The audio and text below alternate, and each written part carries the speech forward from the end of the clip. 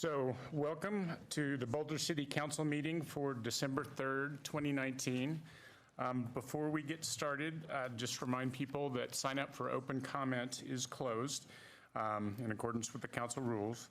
The public hearings tonight, if you can speak to any subject you want at open comment except for something we're having a public hearing on.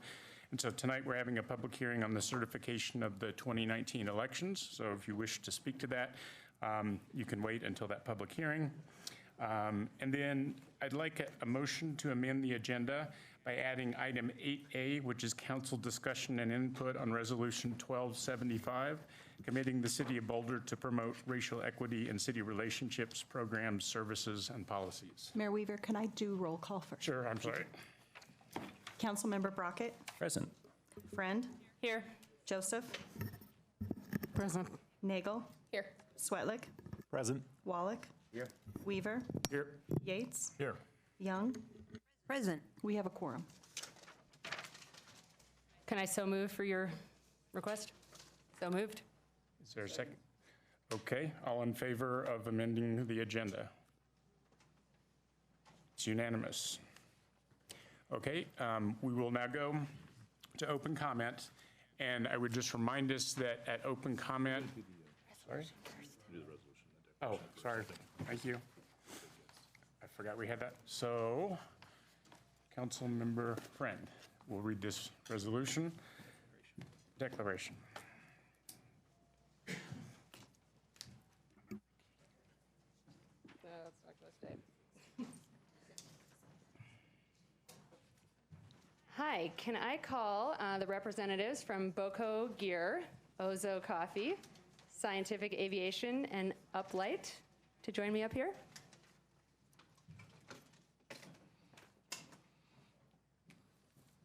Okay, thank you. I'm here to present Boulder, Colorado Companies to Watch Month, December 1st to 31st, 2019 awardees. The Governor of Colorado initiated an annual Colorado Companies to Watch award program in 2009 to recognize second stage companies with high potential for future growth. For more than 1,000 nominations, only 50 companies from throughout the state are selected for the award each year, and 4 of the 2019 Colorado Companies to Watch winners are from Boulder. Yes, these 4 Boulder companies, Boco Gear, Ozo Coffee, Scientific Aviation, and Uplight, represent a range of industries. These 4 Boulder companies support the local and state economy by providing important goods and services and employing more than 400 individuals. The Boulder economy benefits from the expenditures these companies make in the local community and the wages they pay. The city of Boulder benefits from the innovation and entrepreneurial spirit of these companies and their involvement in the community. The City Council of the City of Boulder, Colorado declares December 1st to 31st, 2019, Boulder, Colorado Companies to Watch Month. And now I'm going to award certificates to each of these 4 companies and ask them to take a minute just to tell us about your companies. All right, first up. Hi, everyone. My name is Mike Conrath. I'm VP of Product at Uplight. Uplight is a company of about 250 people. We recently merged 2 companies that are in town here. One was called Simple Energy. The other is Tendril, now known as Uplight. What we do is focus on working with utilities to help improve the relationship with their customers and focus on energy efficiency and energy management. So we work with these utilities to create energy efficiency programs, run them on the utilities' behalf, and really change the way that utilities interact with their customers, really help them be part of the clean energy future. So we are certified B Corp, which means that we are not only about helping improve shareholder value, but then also helping society as a whole, which is really important to us and we're really proud of. We've done a lot of work in the energy efficiency space. One of the things that we like to talk about is that of all of the different programs that we run, the different energy efficient products and services that we get out into the wild has done enough to take the city of San Diego or the city of Pittsburgh off the grid for an entire year. So that's the type of thing that we're trying to do and the type of thing that we're trying to focus on here in Boulder. Thanks, and we're really happy.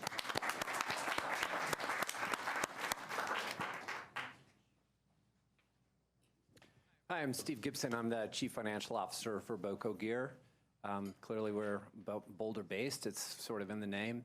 And we were, we think of ourselves as we are very much born in Boulder, and we are a maker of endurance headwear and accessories for some of the biggest companies in the industry and for a lot of teams and clubs. We started about 5 years ago. Right now we have, think of it in round terms, we have, we sell in about 25 countries. We have probably 2,500 customers, and we're up to somewhere around 25 employees, mostly both based in the Boulder area. And we continue to live and breathe the endurance activities that we were based off of. And we're deeply honored.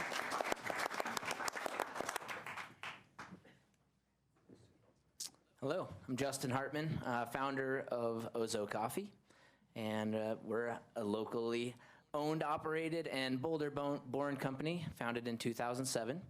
Our mission is connecting diverse communities through coffee, and that is what that's our vision, that's our mission. So one of our main focuses is going to origin countries and sourcing our beans directly with the farmers, ensuring sustainable wages and growing practices, and we like to bring that back to Boulder. We do small things in the community to support our communities with donating to schools and local religious groups or nonprofit groups that are looking for donations for their fundraising events and that sort of thing. So we try to do great work in our community. We also try to do great work in the communities that grow our coffee. Last year we did a fundraising project with our group in Peru, and we were able to raise, I think, right around $14,000 that we gave back to Peru, or our farmers in Peru, to help them with solar dryers for their coffee. So excuse me. With the weather changing, basically there's becoming more rain during harvest season. So it's raining after they're picking the crops and it's supposed to be curing and drying, but it's raining on it. So we pitched that extra funds to them, and then their cooperative matched their funds for that. So it basically doubled it. We saw the coffee quality go up by 3 points, which is, if you drink wine, we score coffee similar to wine. Anyway, so we like to try to do great work at our growing region as well as in Boulder County. Mostly buying organic coffees. All our to-go wares are compostable. We barely throw out trash. We have one small trash can like this at every one of our stores and a dumpster for compost. So we've been doing that since, before the trend of that was cool. So when the city was like, should we put compost bins on the sidewalks? You guys are doing compostable cups already. So they came to us to check that out. So it's just some small things we've been doing. We're happy to accept this award.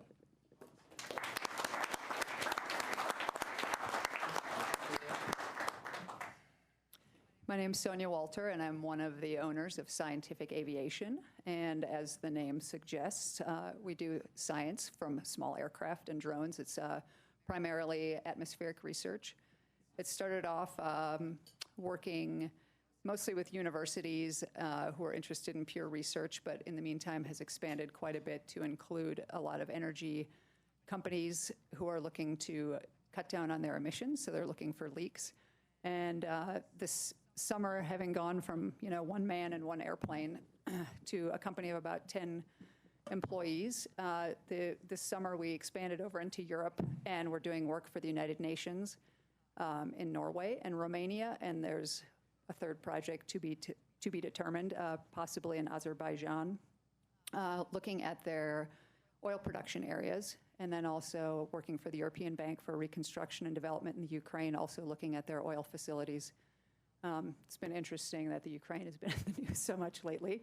But anyway, so yeah, Boulder is a great place for scientific aviation to be located because of all the resources around here, NOAA and NIST and NCAR, all the atmospheric research that happens around here, and we are very excited to accept this.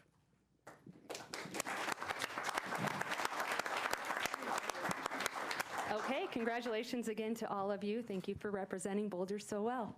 Keep going. All right, thank you all. Okay, now open comment. Okay. All right, so now it is open comment. Each speaker will get 2 minutes, and just as a reminder, Council and staff will take note of any questions we are asked, and we will address it at the end. And so if you've got comments or questions that you want us to speak to, we will take those up at the end of open comment. So first speaker is Evan Rabbits, followed by James Feeney and Mason Moyer. Thanks. Hi, Evan Ravitz, North Boulder. As a member of the city's campaign finance and elections working group, I spearheaded the charter amendment which allows for city online petitions for ballot initiatives, which voters approved 71 to 29% in 2018. A few months later, we were offered a free online petition system by national nonprofit MapLight. If we had accepted the offer, it would likely be ready to go now, ready for the 2020 petition system. Instead, city staff secretly rejected the MapLight proposal and, according to the camera, want $400,000 in the new budget for an online petitioning system, which includes so-called two-factor authentication, like you use to transfer thousands of dollars between banks. This is massive overkill because 38 states allow you to register to vote without it, and the National Conference of State Legislatures doesn't recommend it. Why should we require greater security to sign a petition once than any state requires to register to vote for the rest of your life? What's truly absurd is we're told our phone numbers and emails, which are used for two-factor authentication, will be stored on the Secretary of State's website, which doesn't use two-factor authentication, and so there will be no real additional security, just hundreds of thousands of dollars of additional expense and inconvenience for users. We're also told it won't be open source software as citizens wanted and MapLight offered, and that means more security problems, and it won't be available free to other cities and states. MapLight can no longer make the free offer, but they could give us the system we need for far less than the city wants. Thank you, Evan. The new council should take control from staff. Next, James Feeney, and then Mason Moyer, and then Sarah Dawn Haynes.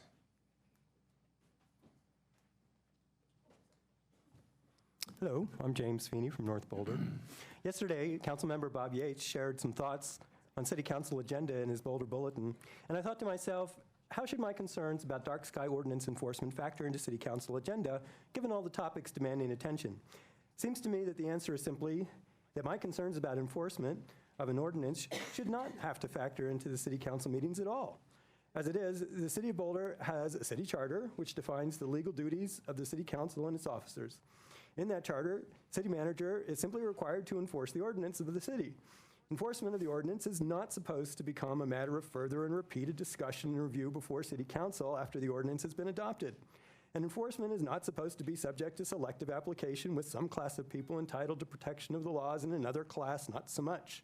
And yet here we are, again, still, with City Council failing to simply require city manager to do her job.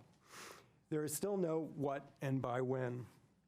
With apologies to our new council members, and after a year of petitioning council and failing to receive any substantive, rational response to my claim that City of Boulder simply enforced the dark sky ordinance requirements for residential outdoor lighting, and for the moment putting aside the issue of street lighting and the associated conflicting clauses in the ordinances and standards, I will try a different approach.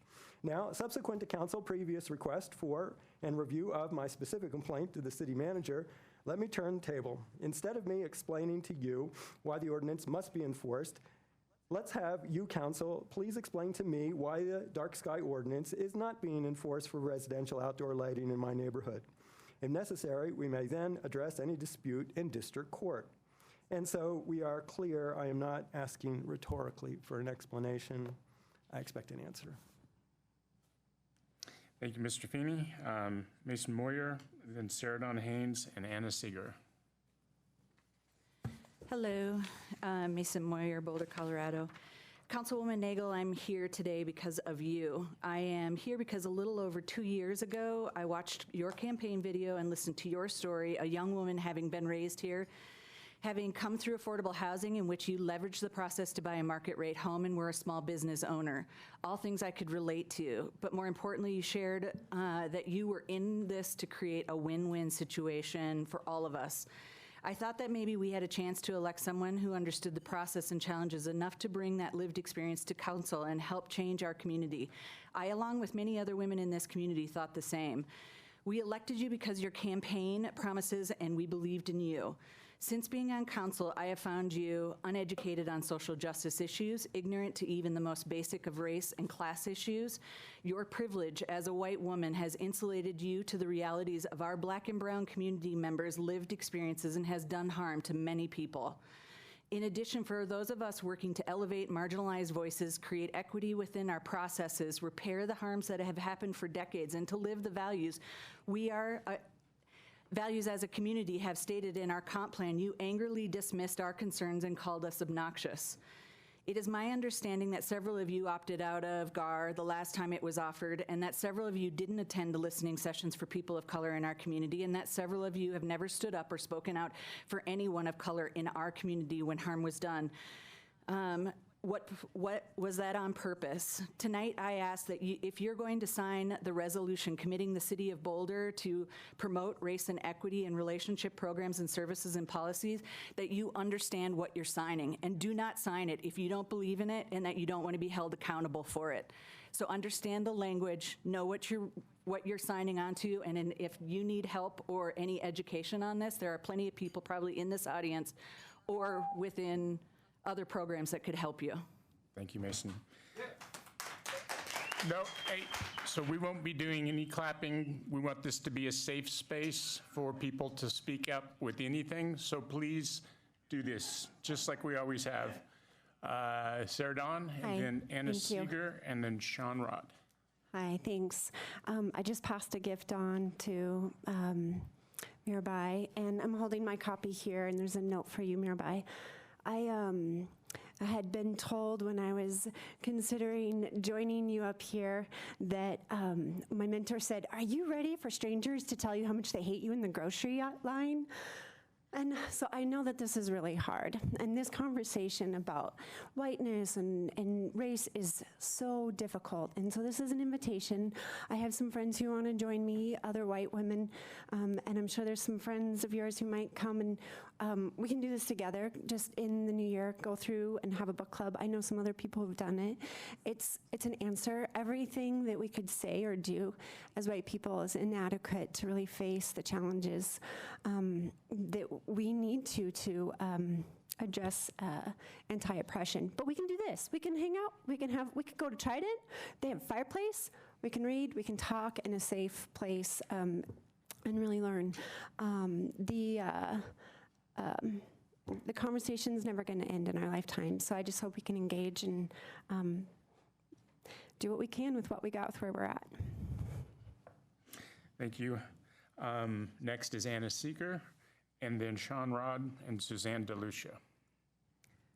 Hello. I wanted to extend a welcome to all the new members of City Council. I'm here to discuss Member Nagel's recent remarks on race and inclusion. I'm speaking up tonight because of the rise in hate speech and hate crimes nationwide, and because white nationalist rhetoric is emanating from the highest levels of our government.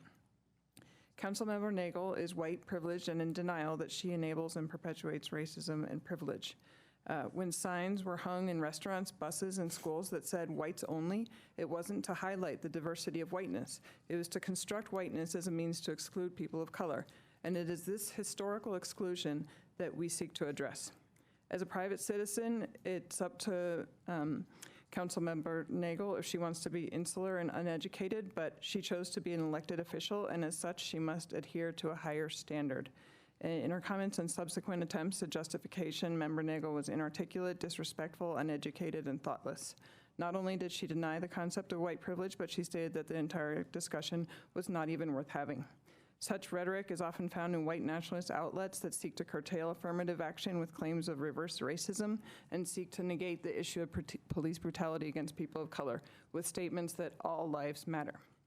It's clear that Member Nagel is ignorant of how racism and privilege impacts lives of people of color on a daily basis in Boulder. So I wanted to share some examples of racism that my Latino husband and children have faced here in Boulder.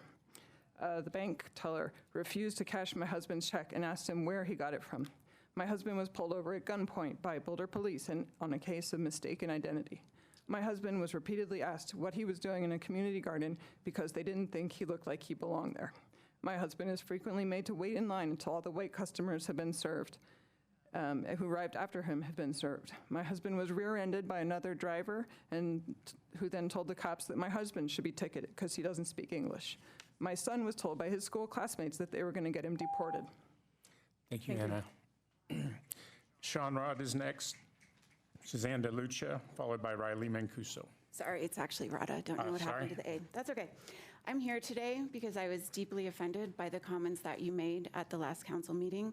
As the mother of 2 children of color and a member of this community, I want to start by saying I have no problem with Sam and Bob as mayor and pro tem. I think it's perfectly appropriate given their experience. And frankly, nobody else raised their hand. But you didn't say that, did you? You didn't say nobody else wants it, let's move on. Instead, you went on a rant denying white privilege and denying the racism that our people of color in our community are experiencing every day. You are so privileged that you probably have no idea what it's like to be asked for a receipt when you leave a grocery store. You are so privileged, you have no idea what it's like to have your neighbors call the police because your black child makes them feel uncomfortable. You're so privileged, you probably don't even feel uncomfortable at a football game when your schoolmates are shouting, "We're rich, we're white, we're the Fairview Knights." You're so privileged that you have the privilege of not even looking us in the eye when we're talking to you. You can sit up there and ignore everything that we're saying. That is not okay. We need space for everyone to state their opinion safely. You have the privilege of probably not even knowing that any of this is happening in our community because it doesn't affect you. And I'm here to ask you, apologize, acknowledge what your statements were, acknowledge the privilege that you have, and get out there and learn about what's happening in our community. To the rest of the council, I would just say I wrote an email that was really, really hard for me to write. I was so upset about this when this happened. I got one response to that email, one response. I have seen 2 of you, Rachel and Aaron, make public statements. Maybe the others have, I haven't seen them. But your silence is deafening, and that honestly is part of the problem. Aaron, thank you for speaking up when the comments were made at the last meeting. Rachel, thank you for your comments. To the rest of you, please do better. Thank you, Sean. Suzanne DeLucia, Riley Mancuso, and Stephen Heidel. Good evening. I'm Suzanne DeLucia. I live on Stonewall Place. I'm here this evening to address the mayoral selection issues and to show support for Councilwoman Nagel. Some of what I wrote maybe is not applicable based on what I've heard this evening, but to set the stage, I want to say I began my career 30 years ago as a chemical engineer. I now work in business acquisitions, a profession that's just cresting the female employment threshold. I could regale you with stories of discrimination and unfair treatment that I have experienced all along the way, but I've only got 2 minutes to speak. The point I'm trying to make is I know what an old white boys club is when I see it. I don't think it's going on here. I know I'm white. I think we're all privileged in so many ways just to be here. But I have not seen the racism in Councilwoman Nagel that others are expressing. I'm mind-boggled what happened actually at the first council meeting, and I also feel abuse was given to Councilman Yates and Weaver. These were the only 2 candidates that wanted the job, from what I understand. I do not believe a freshman council person is qualified for the job, and it's experience that is necessary to be effective.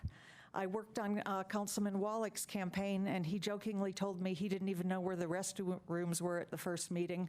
He had no ability to act as mayor yet.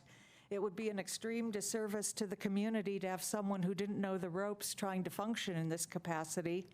An analogy would be kind of like having a doctor just out of residency promoted to head surgeon.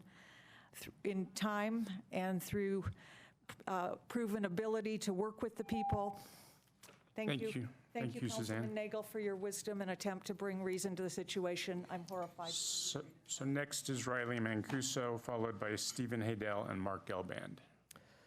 Good evening. My name is Riley Mancuso. I work in the city of Boulder, although I can no longer afford to live here. This past summer, I served as a mentor to a young student of color who was interning at my workplace.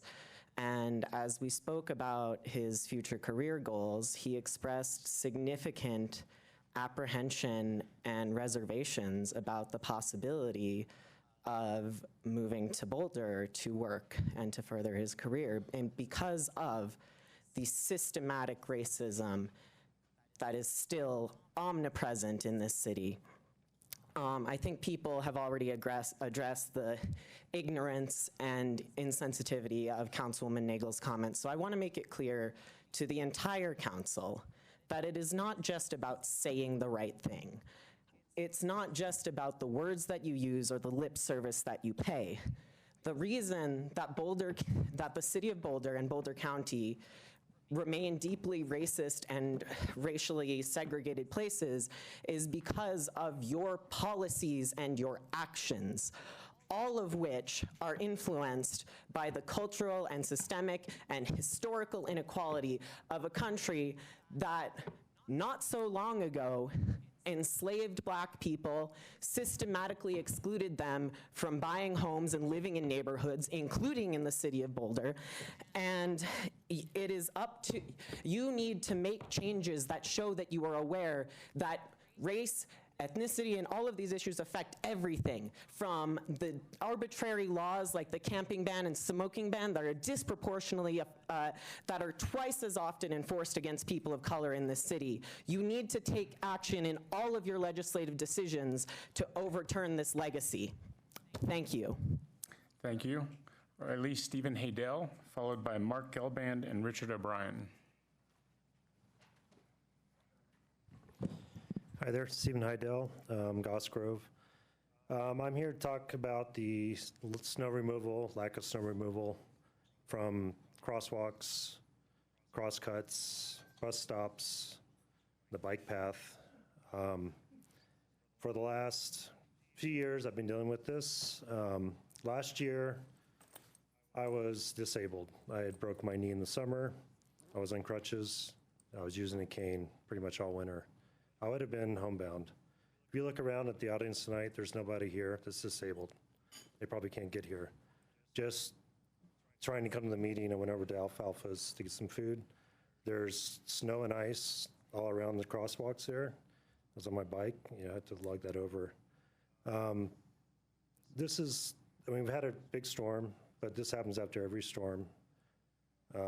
It takes me doing inquired boulders, calls, getting somebody on council, usually Aaron helps out. I called Jane yesterday, the city manager. But it takes way too much effort to the city to provide services. People that walk, people that use transportation, there's a lot of minorities and women that are being underserved. I yesterday biked to work and I just told my wife, take my car, don't even take the bus.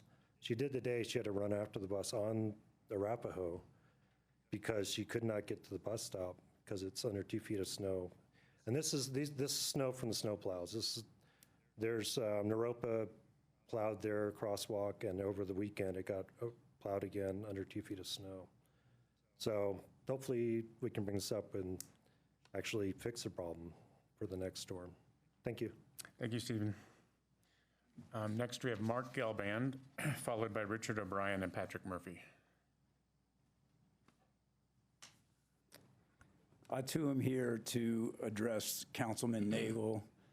And Sam, when you're sitting here talking about a safe space, to come up here and provide 2 minutes of commentary and then have a council person say that we're being obnoxious for calling out systemic racism in this community is quite frankly obnoxious. It's ignorant, it's disgusting. And Mr. Wallach, I hate to tell you something, but you talked about the fact that the mayor is just largely symbolic and that it wouldn't, mitigate anyone's opportunity to provide feedback in this room when just prior to that, an open comment, a Latina woman had spent her time saying that she didn't feel as though she were properly communicated to regarding the moratorium. So it was as if not only could you not find the bathroom, but you couldn't even listen to a woman of color speak because you clearly didn't hear what she had to say. And with regards to just not getting an apology to the community, you got all defensive in your letter. And I'll tell you that as the son of a Holocaust survivor and a first-generation immigrant, I find your allusion to your Judaism offensive, disgusting. And you really do need to educate yourself when it comes to what it means to the kind of privilege that we were talking about. Because what we talked about wasn't just the fact that they were white men. What I talked about was the fact that I'm looking at two of the most privileged single-family homeowners. I've lived in this community for 30 years, and I've watched policy being made primarily by and for the richest, whitest, most privileged single-family homeowners, undeniably. And it is time to look in the mirror and take some responsibility for the decisions that you've made that have obviated the concerns of people of color in this community and the less privileged. I have told you that my biracial children have been called an N-word on numerous occasions. Thank you, Mr. Gelban. Thank you. I'm looking forward to my apology. Next is Richard O'Brien, Patrick Murphy, followed by John Spitzer.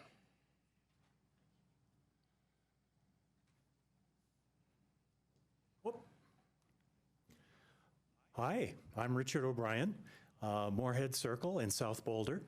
I'm a volunteer for the International Dark Sky Association. I just have a couple of quick requests for you. First of all, I suggest that we go through the process to amend the outdoor lighting ordinance this coming year. And second, to engage in a project to upgrade streetlights. First of all, the outdoor lighting ordinance needs amendment because, for one thing, it exempts streetlights, and so we need to write the language for streetlights and a few other minor things. The streetlight upgrade project would be to install LED streetlights, places where we still have the old technology in place. And the good news is that that project pays for itself, that the savings are worth more than the cost of the project. So it's going to happen one way or the other. It's just a matter of whether we plan for it or not. And if we plan well, then there's also a lot of environmental impact to this, particularly reduced greenhouse gas emissions as part of this, and reduction in light pollution that we can talk about on another occasion. And so that's really all that I have. Yes, the two, just to review, the two requests are to amend the outdoor lighting ordinance and to engage in a project to upgrade streetlights. Thanks. Thank you, Mr. O'Brien. Patrick Murphy, then John Spitzer, and Lisa Harris.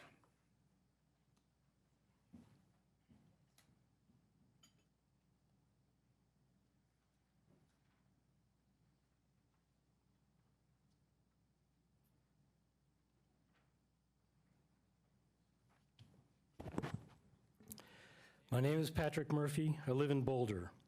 This is the preamble to the second annual Muni Naughty List. I provided you with a long and constantly growing Muni Naughty List at the last City Council meeting. The list has 24 items, and I'll present them to you with additional information, and it'll probably take the next 3 months. You may choose to ignore, but you cannot hide from the Muni failures that make the Muni effort an embarrassment and cautionary tale for the rest of the state and nation. The Muni continues its now decade-long history of lost money, lost time, lost opportunities to reduce our carbon footprint. We have now officially spent and lost over 9 years and $33 million. Those opportunities, time, and money are now forever lost. Worse, we might have to wait another 2 years to get a chance to vote to end this waste, or 5 years if the Muni continues. That unacceptable waste of time and money can be brought to an end sooner with the end of the Muni initiative that'll begin January 2020.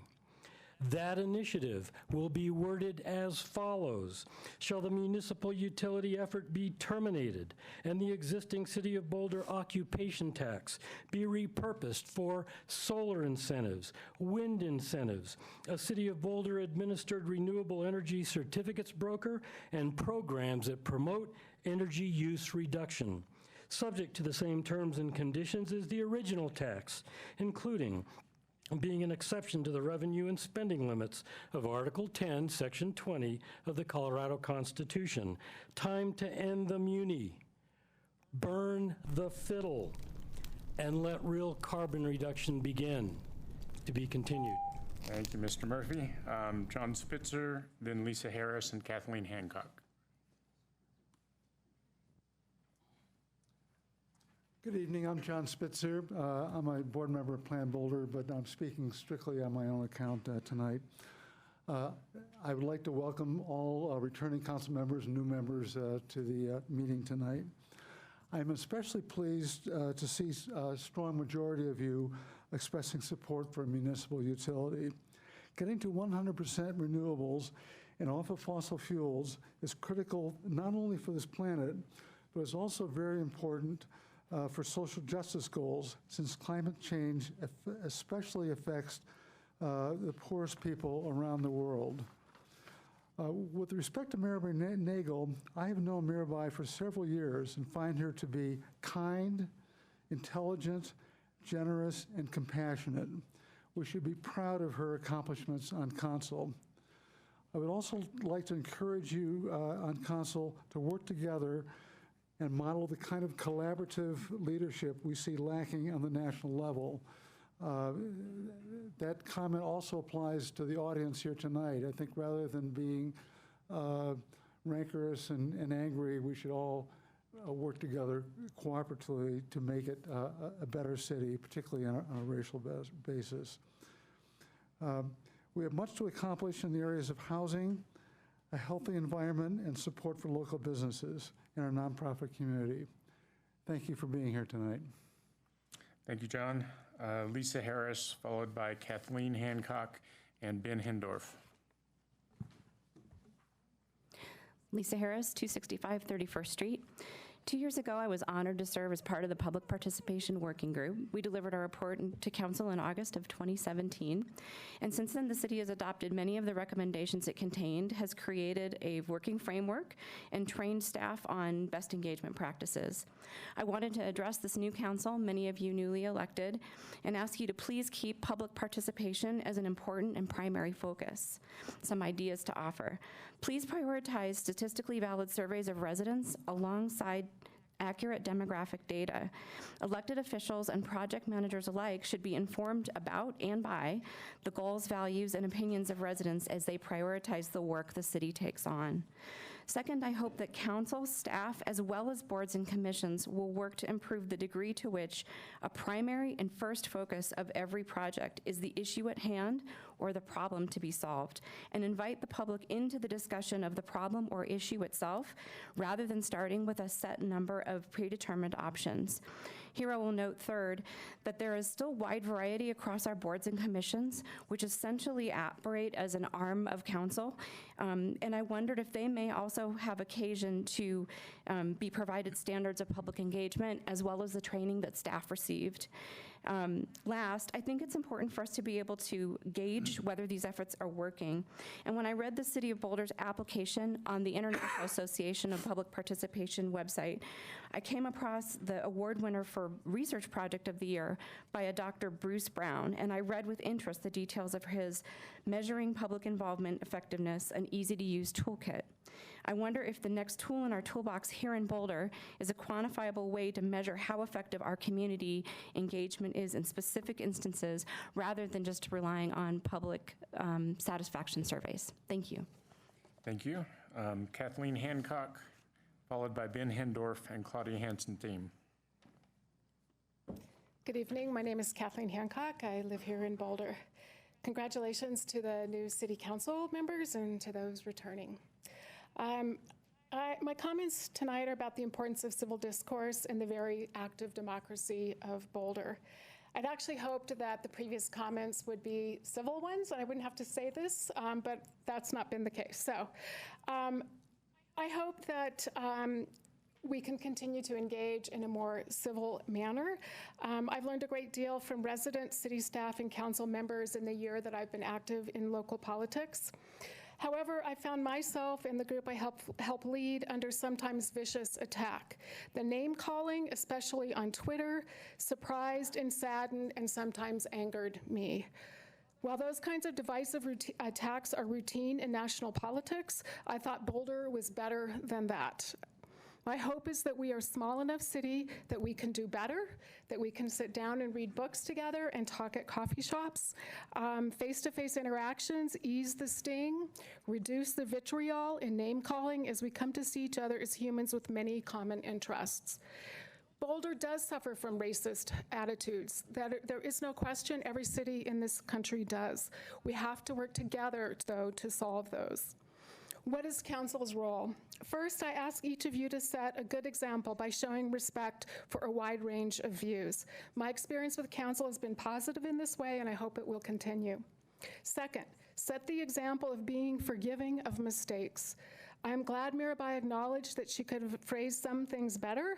In contrast, an advisory board member once attacked the group I helped lead and never apologized or acknowledged how inappropriate his comments were. We can do better than that. Third, consider new ways to engage citizens. Think outside the box. Do what we can to help heal a divided city so that we can solve the profound issues facing us. We can do better. Thank you. Ben Hendorf and Claudia Hansen team and Cam Netherland. It's Beth Hondorf. Sorry. I've been here since 1970. I was a delegate for Obama for Newlands. I've been on BOZA. I came from the inner city of Cincinnati as a kid. I guess I was lucky to get here, but maybe not. My kids' friends used to say, "Why does your mom act like that?" And she'd say, "Because she's basically black, because she grew up Afro-American." This would be the greatest, that would be an honor for me, but no, I'm not, I'm white. So anyway, I'm here to request that Ms. Nagel be dismissed from the discussion of Agenda Item 8 regarding, because the statements in her last meeting were not in compliance with the intent of the resolution. I object to her behavior and statements regarding race and diversity in our last meeting and request that there be sanctions for such behavior and city discussion with GARE in order to resolve this matter. As I said, I was the Newlands delegate for President Obama. I could never be expected to speak for him. I'm no way as great as him. But I know he would object to this too. Her statements are not in the spirit of what the goals of council and Boulder are about. Basically, the council should have stopped the meeting after these comments, but I think we were all in shock. There's another, regarding landmarks and racism, and Mr. Hewitt's statement that we landmark places like Mapleton Hill because they're pretty. This idea needs to be obliterated, and places with economic and racial diversity need to be landmarked. I was especially dismayed when Ms. Young's house was not landmarked because Mr. Hewitt said no one significant lived there. What is Councilwoman Young, one of our rare Hispanic council members, insignificant? Thank you, Beth. Claudia Hansen team, then Cam Netherland and Lynn Siegel.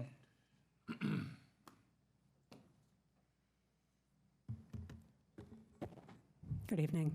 Claudia Hansen theme, 4726 16th Street. I've already said my piece on Ms. Nagel's comments and the overwhelming silence from this council that followed. And I wasn't actually planning on speaking tonight, but on my walk here, I passed on the corner of 20th and Walnut Streets a person with an amputated leg and using a wheelchair digging his own path through the snow from the bus stop to the curb. And so I want to talk about equity after all. By some coincidence, I've had the opportunity to do a lot of walking on city streets and paths since last week's snowstorm, and the conditions even today have been atrocious. Uneven sidewalk clearance, curb cuts blocked by mountains of plowed snow, rutted and icy pedestrian crossings, bus stops full of snow with boarding access blocked, multi-use paths with lengthy sections of glazed ice. The official way to report hazardous conditions like these is through Inquire Boulder, but to be honest, I don't even know where I'd start with that. It's a systemic problem, and it involves both private property owners and the city. As a person who walks, bikes, and takes the bus regularly, I feel profoundly disrespected by how the city deployed its resources in the last week. But I'm an able-bodied person in good health, and I can still get around if I'm careful. I can also drive if I feel unsafe, and not everybody has these privileges. I know we have limited resources. Clearly, we have more public right-of-way here than we can maintain given our tax base. But if we have to ration something like snow removal, we should be focusing on our more vulnerable residents, people carrying loads, pushing strollers, using mobility devices, or with less than perfect vision or balance, and kids. We should focus on the types of mobility we've identified as priorities in our transportation master plan, and those are walking, biking, and transit. So this was clearly an above-average storm, but it exposed real shortcomings and biases in how we deliver transportation services here, and I hope that you will address that with the appropriate staff. Thank you. Thank you. Cam Netherland, followed by Lynn Siegel and Emily Weininger. Good evening. My name is Cam Netherland, and I'm a law student at the University of Colorado. I just wanted to take a moment with this new council to ask that you please reconsider the enforcement of the camping ban in Boulder as soon as possible. It is draconian, it is cruel, it is harmful, and it is likely, based on precedent out of the Ninth Circuit, illegal. The ban is enforced selectively only against members of our community who are unhoused. Some of the most vulnerable people in the city are being ticketed or even put in jail simply for being homeless, or in some cases, like that of Benjamin Harvey, dead by freezing to death on Christmas Eve in 2017 in compliance with the law. Previous councils have discussed their fear of any mercy on this issue, even in just opening the inclement weather shelter for the duration of the winter, which I would also urge you to reconsider, would somehow incentivize homelessness. No one chooses to be in this situation. There's no incentive structure that will reduce the cost of housing or access to medical care or other basic costs of living. If you want to end homelessness altogether, I would look to improving our housing policies. This law is not interested in ending homelessness, though. It's just interested in ignoring it by forcing people out of town or into jail. If you feel differently, please ask yourself how finding people who can't afford housing is helping anyone, or why the county needs to spend how much money to increase the capacity of our jail last year, which is largely being filled in addition to, yes, the city growing with unhoused folks who have been ticketed and then arrested for just for trying to survive. Yeah, just please reconsider. Thanks. Thank you. So next we have Lynn Siegel, followed by Emily Weininger, and she can help me correct that pronunciation. Lynn, are you here? Not seeing Lynn. Is Emily here?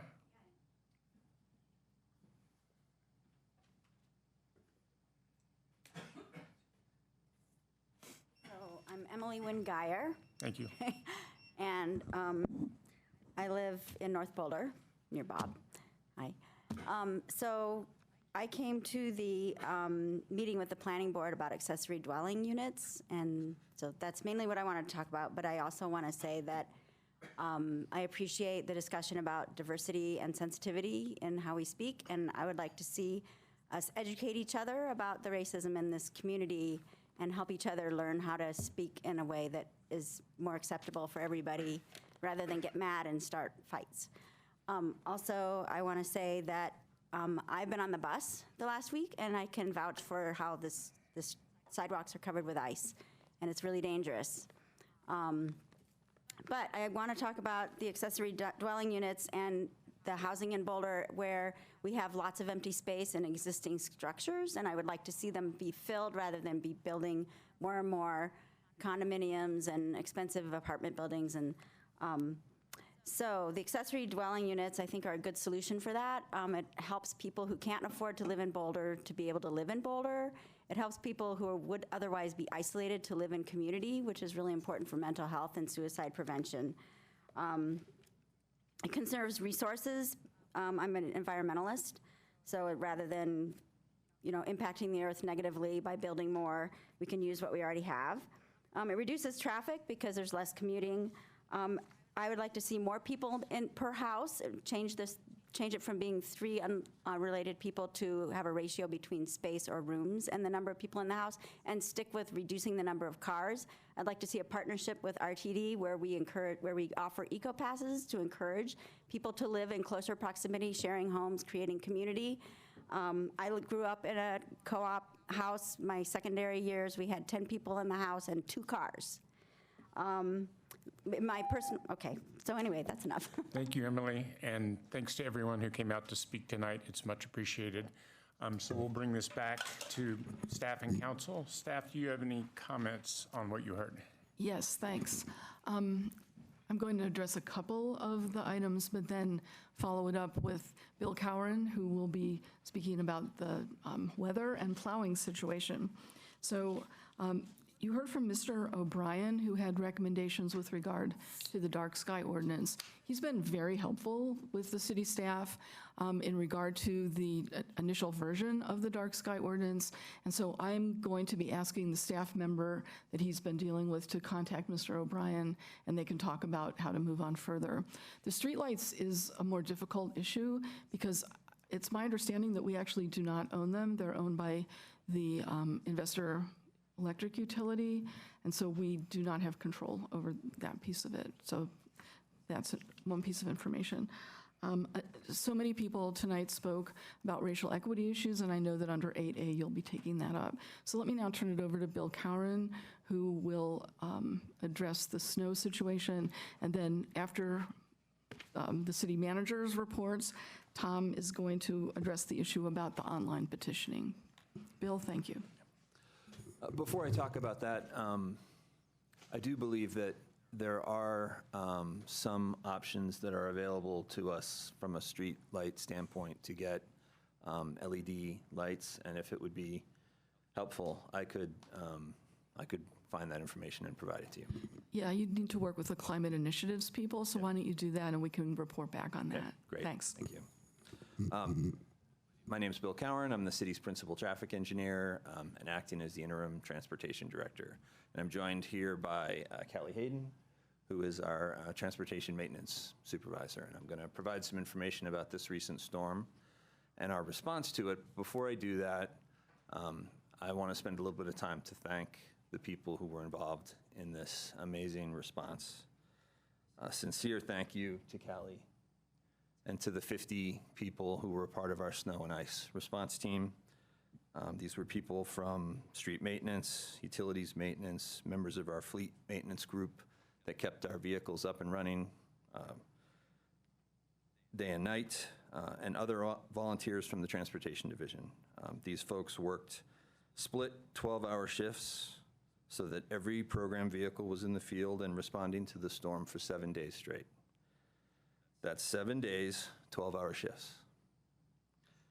This is an incredible effort, and it is possible only through exceptional leadership, thank you,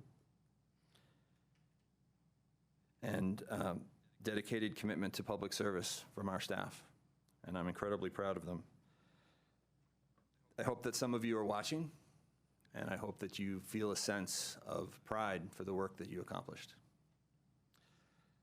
So I know that many of you have read the written responses that were provided for public criticism of our snow response. I'm not going to go back through a lot of that material, though I certainly have that material here if you need me to go back through it. We were hit with a massive storm last week. The storm was record-setting, largest storm that we've seen since 1997. Over 24 inches of accumulation in parts of the city over a 24-hour time period. The storm had precipitation before and freezing conditions afterwards. All of this significantly complicated our response compared to a typical storm. Here are some of those complications. Forecasts of precipitation, rain, and snow-rain mix before the storm caused us to decide not to apply de-icing materials prior to the snowfall. That's a complication. We did apply de-icing materials during and after. Below freezing temperatures from Monday to Saturday turned snow that was still on the road and compacted by motor vehicle traffic to ice that is bonded to the asphalt surface. When people are complaining about the fact that they're on an arterial roadway and it's still bumpy and icy, that's what they're talking about. So we've been unable to make much headway on that, or were unable to until the warmer temperatures yesterday and today, and it's been starting to break up. The large accumulations resulted in large amounts of snow being plowed to the side of the road. This blocks access ramps, driveways, walls of snow. This is understandably frustrating. I understand why people are frustrated by this, but our plows do not make snow go away. They just move the snow, and there have to be decisions made about where that snow gets moved. And the safest approach to doing this, safety and emergency response, is to do it in the way in which we do it. It is very frustrating, but it is a fact associated with this type of event. And I'm happy to discuss afterwards ways in which we could do that differently from a financial standpoint, but those are significant numbers. Most residential streets, particularly those not on our secondary routes, are not plowed for the first, well, none of them plowed for the first 4 days of the storm. And this is because we needed all of our assets to be on our primary and secondary routes. We don't usually plow residential streets. We made the call that this storm was so severe, it would be desirable to get in there and do it, but we simply weren't able to get any resources out to that for many days because of the size of the storm. And as I mentioned, there are obviously a lot of other factors associated with plowing residential streets. I mean, we've asked some people about plowing residential streets, and they've told us they don't want us to plow them because when we do that, we will take the snow and we will push it up against the side of their cars, and we will wall in those cars, we will wall in their driveways. There's not a win-win when it comes to plowing residential streets.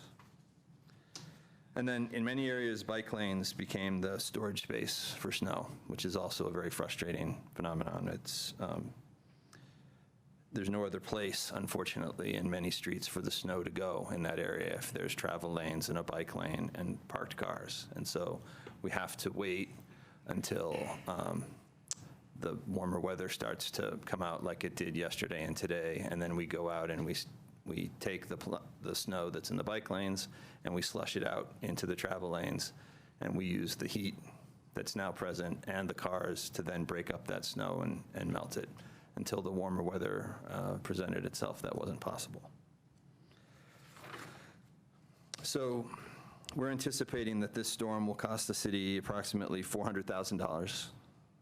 We'll spend somewhere between $1.6 and $1.8 million on snow and ice control in 2019, and that will be the most that we've spent in quite some time, and we'll be fortunate if we're able to cover that in the transportation fund, and we may need to pursue an adjustment to base. And then it didn't come up tonight, but there were some comments that came up about plows driving around with their blades up.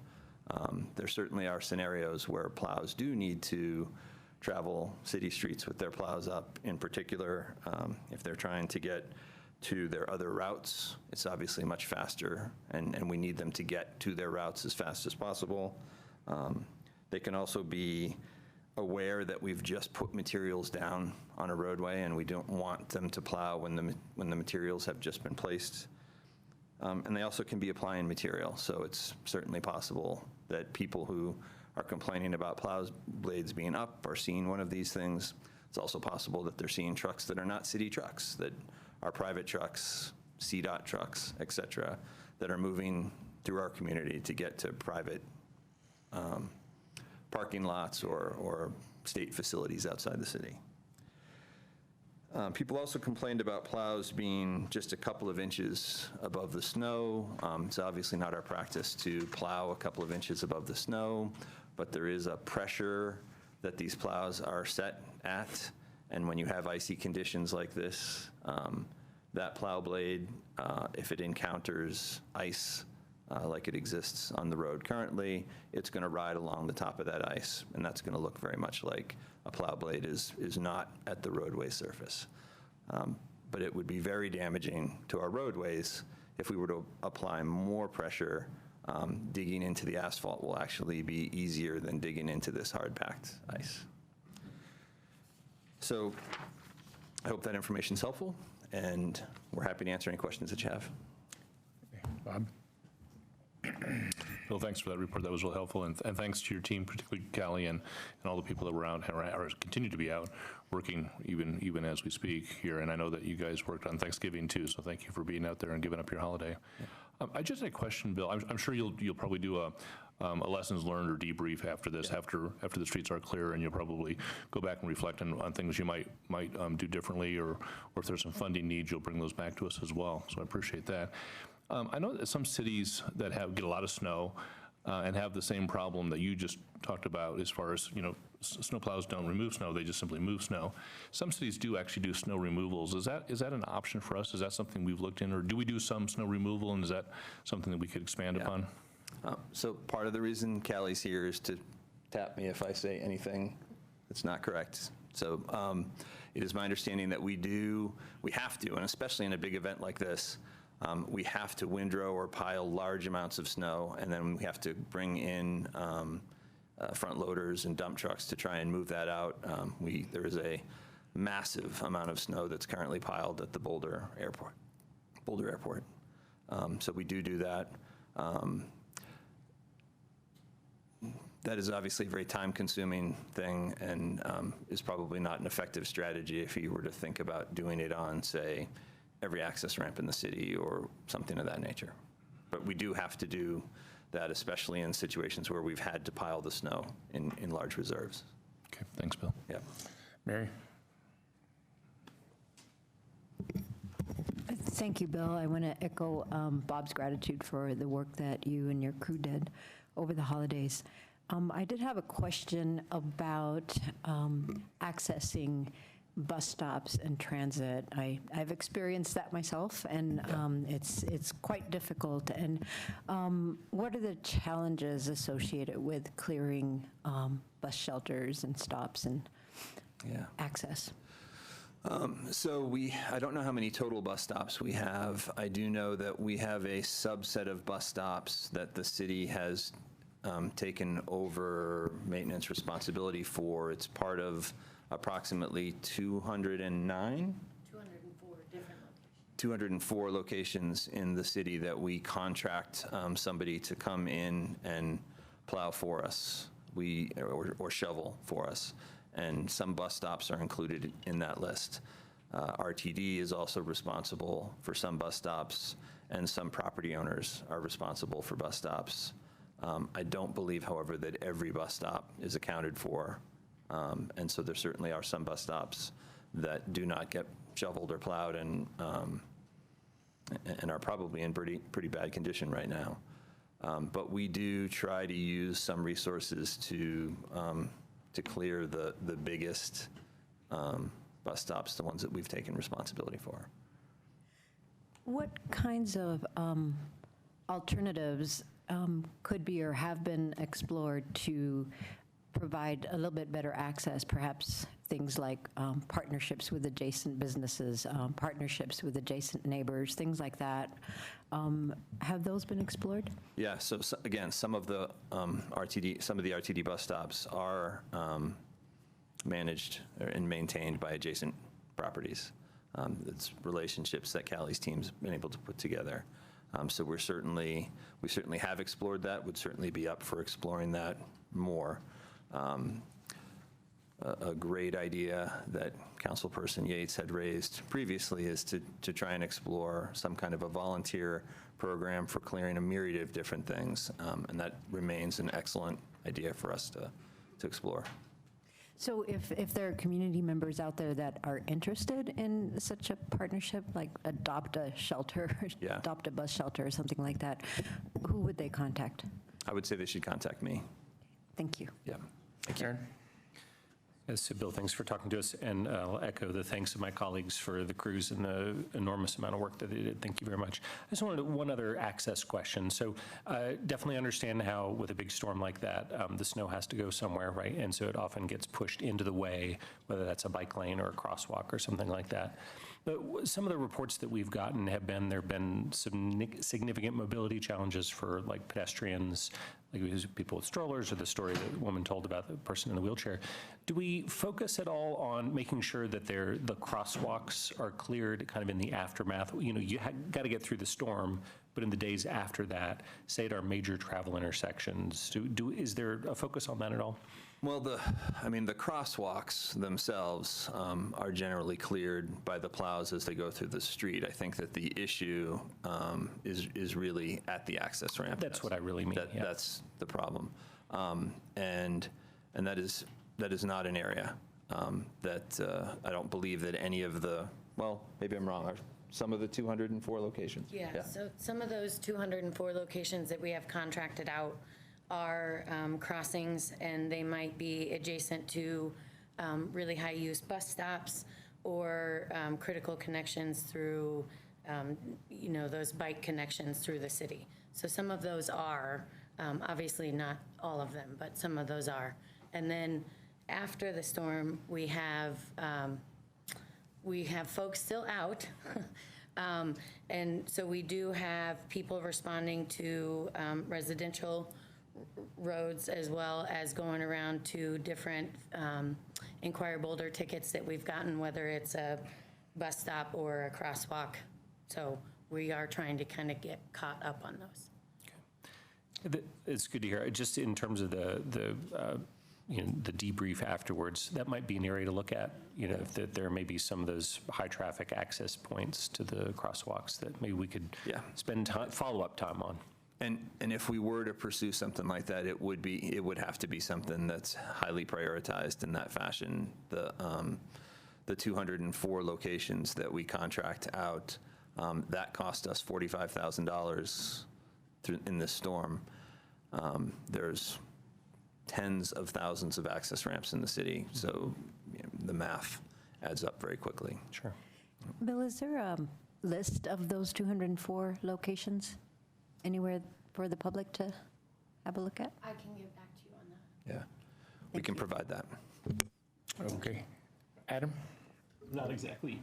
Sorry about that. I'm not exactly sure who to direct this to, but what is the compliance mechanism for people, either individual property owners or businesses, who are not complying with the snow removal policies, and what did that look like during this snow incident? I'll take a shot.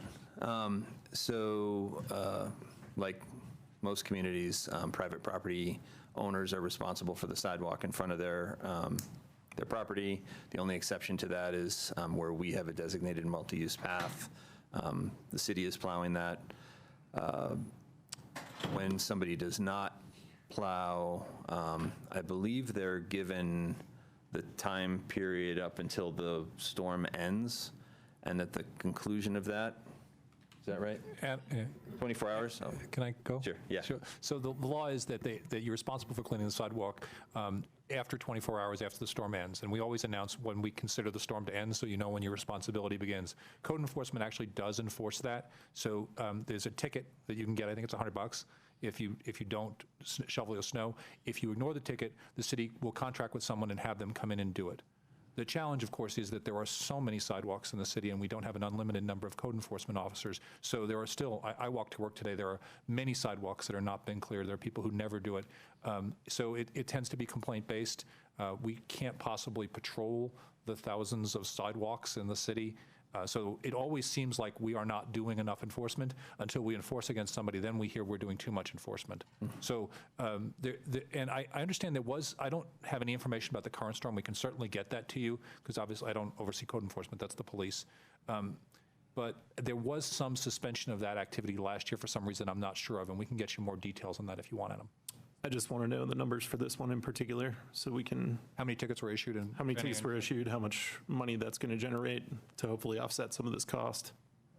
Yeah. No. Obviously, it won't be that much. No. And it goes, the ticket revenue, if it's collected, goes into the general fund. Rachel? I also want to thank you and your crew for working over the holidays. And it sounds like we did the best kind of with what we had, and that we have limited resources. And I understand this was a record-setting snowfall, but we did hear from a lot of people who said, yeah, this one was abnormally large, but even on an average snowfall, it's not working for us, and feel like their tax dollars are not netting them proper snow removal services. And I think there are both safety elements and, as we heard, equity elements to it. So I guess I just wonder, what would it cost to plow everything the way that everyone's asking for it to be done? Like, when do we look at that? When do we see those numbers? I understand it's considered to be catastrophically high. Yeah. I come from a city that had routine lake effect snow, so we got Lake Michigan snowfall all the time, and all the streets were plowed, residential, all of it. So I'm just wondering, how do we not afford it? Other cities do, and we also obviously have to do the bike paths and multi-use paths, so I understand we have some differences, but I would be interested in seeing the numbers and how we can improve, because there are a lot of jobs that are low paid where you can't call off. You don't get a snow day. If you are a direct care staff, or if you are working at a hospital, or a lot of our high needs jobs, police officers, they have to be able to get places, and when side streets aren't plowed, it is a safety and equity concern. Right.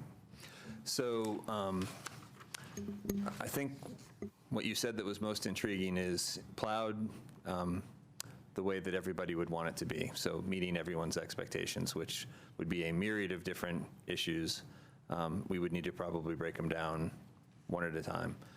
Plowing every residential street, being able to get out during the storm and plow it, we've estimated that would take an additional, we did a myriad of different options, actually. New employees, contract services.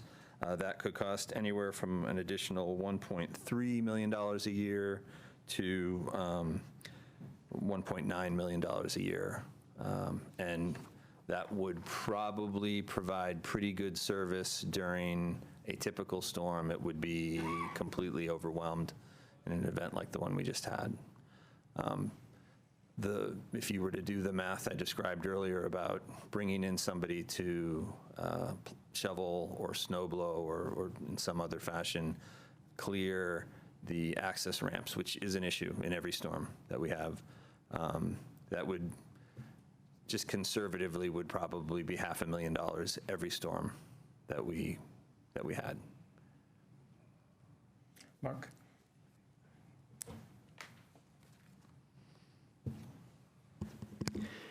Well, because I'm clearly a masochist, I want to circle back to some of the comments made during the open comment period. I think when you call somebody a racist, that is... Mark, can we make sure we finish this one? Have we finished? So I have a comment on this before we move on. I will defer. Anybody else? So we had a storm like this in March as well. I know because I was biking around. It was during BIF, and it lasted pretty much 4 days. It snowed the whole time, and the roads, they aren't as bad as this storm, but they were bad. And so what I'm concerned with is that we have changing weather patterns that we're going to have to deal with. And people talk about it as global warming, but it's not. It's climate change. And the jet stream is dipping down further and further south for some of these winter storms, which is why we're seeing longer cold spells.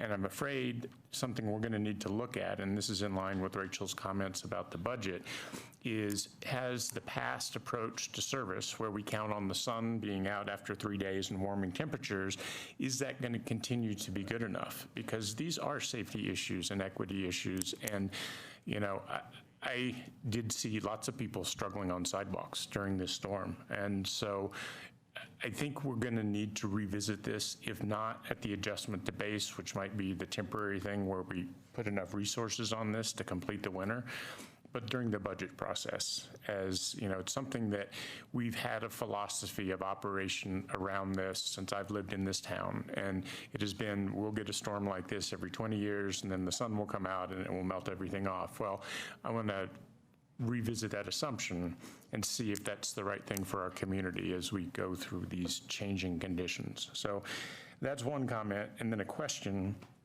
We have a fleet of 15 heavy plow trucks from your note, which was very helpful, by the way. Thanks for getting back to everybody. What does a plow truck cost? And then what does an operation for a season typically cost?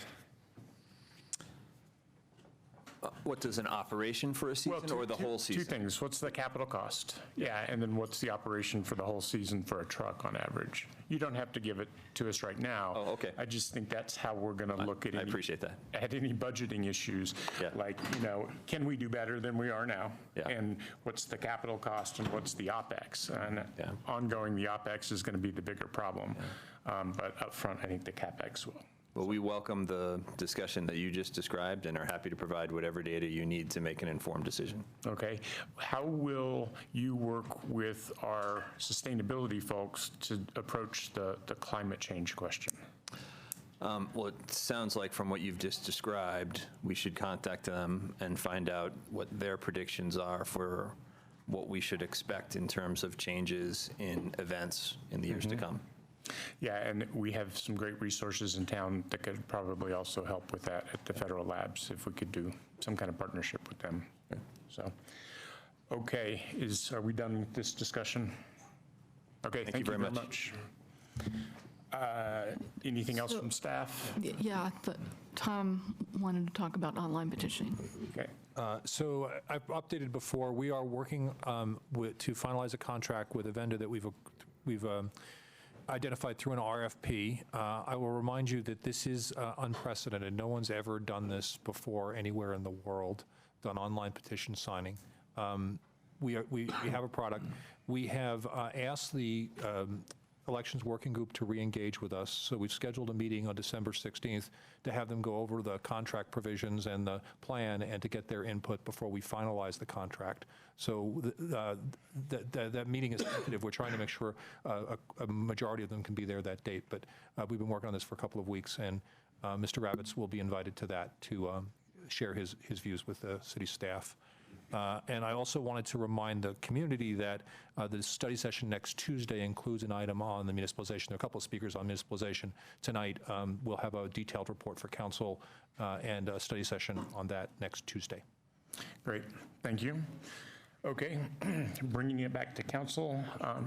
Question for Jane, I want to go back to what you, Mr. O'Brien and Mr. Feeney have mentioned the lighting ordinance. It sounds like your staff's been working on examining some potential changes. I was going to actually suggest that as a work plan item for 2020.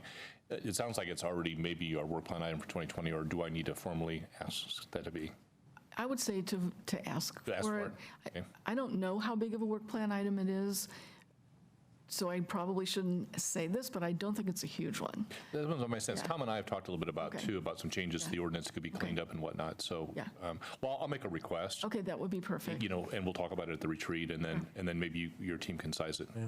There is the International Dark Skies Association did produce a new model ordinance after ours was passed. Right. So we could at least compare and look at it. It was drafted by engineers, though, so that's at least a starting place. So it might work. Or might use it. Great, thank you. It might work. Yeah. Okay, so coming back to council, Mark, you were next. I wanted to address some of the comments that were made during the open comment period. As I started to say before, I think it is a very serious allegation when you accuse somebody of racism. I think you need to know what's in their head, you need to know what's in their heart, and based on my experience, I do not believe, even for a minute, that my colleague is a racist. You know, in Boulder, we rightfully emphasize the values of diversity, inclusivity, and equity. But they're not the only values of importance in this community. And I think some of our other Boulder values are respect, kindness, and grace. And unfortunately, there were too many comments this evening that seem not to include any of those values. Instead, we got comments that largely consisted of outrage and anger. But anger does not persuade, and outrage does not teach, and neither of those emotions are going to light the path to a better future for this town. That's racism. I don't think so. This should have been a teaching moment of conversation and dialogue with respect to one of the most crucial issues of our time. And instead, it was far less than that and devolved into abuse of council members, and I think we ought to be doing better. And as a last thought on this subject, let me leave you with a final thought. John, chapter 8, verse 7. Let him who is without sin among you be the first to cast a stone. Thank you. Okay. Anyone else? Well, I will want to respond to that, and I guess to the white privilege issue in general, but I thought I'd be doing that under 8A, so I'm a little confused right now. Well, I thought two things about this, and so this is the will of council. One is I thought that we would bring up some of the immediate responses to what we heard now, and then we would move on to 8A and have a further conversation. The way I feel about this, and this is just my opinion, is that there are people here who want to hear about this now, and so we could have a 15-minute conversation. It's pretty typical that we do follow-up of some kind. Okay. So I would suggest a short conversation now and a more lengthy conversation under matters. Can just process? Yep. Just that we might make more general statements about these issues right now, and then when we get to 8A, focus in on the details of the resolution that we're considering. So I was in the bathroom, so missed the beginning of what was just said, but I want to thank the people who wrote and came and spoke to us tonight about white privilege, and I want to be clear that that is also not calling somebody racist. If you're calling out white privilege, that's not necessarily the same thing, first of all, so I think we need to work pretty hard on not being defensive. When we hear the community asking for help and they've been suffering, and there were words stated from this dais that caused harm, and words are hurtful, and so I think that we need to do a better job of being open and learning and committing to change, and appreciating community members who speak out, because it's not easy. I also appreciate my colleague who showed up to take in the feedback. I'm sure that wasn't easy. And in terms of the requests that we have had to kind of have solidarity with each other, that is a form of oppression, in my opinion. We can't have people in positions of power protecting other people in positions of power. We can be respectful and show civility, but that is a tool of oppression. So I think we need to be very guarded about closing ranks. So that's all I'll say for now. Anyone else? Mary? So I wanted to respond to Mark's comment about this being a teaching moment. And I think that's how we should treat it, as we should all treat it as a teaching moment. And I just want to share with you all just my path to learning more about all the issues of racism in this country and how they manifest themselves. And first of all, I just want to say that I was unaware that I was different until I got here. When you grow up in a place where 80% of the people look like you and talk like you and live like you, you don't realize you're different. And so it isn't until you come to a place where people are asking you where you're from that you go, well, I'm from Boulder. It's like, but anyway, so that's just some context there. But just in My journey started when I got on council, and I felt that it was really important to begin to understand this issue because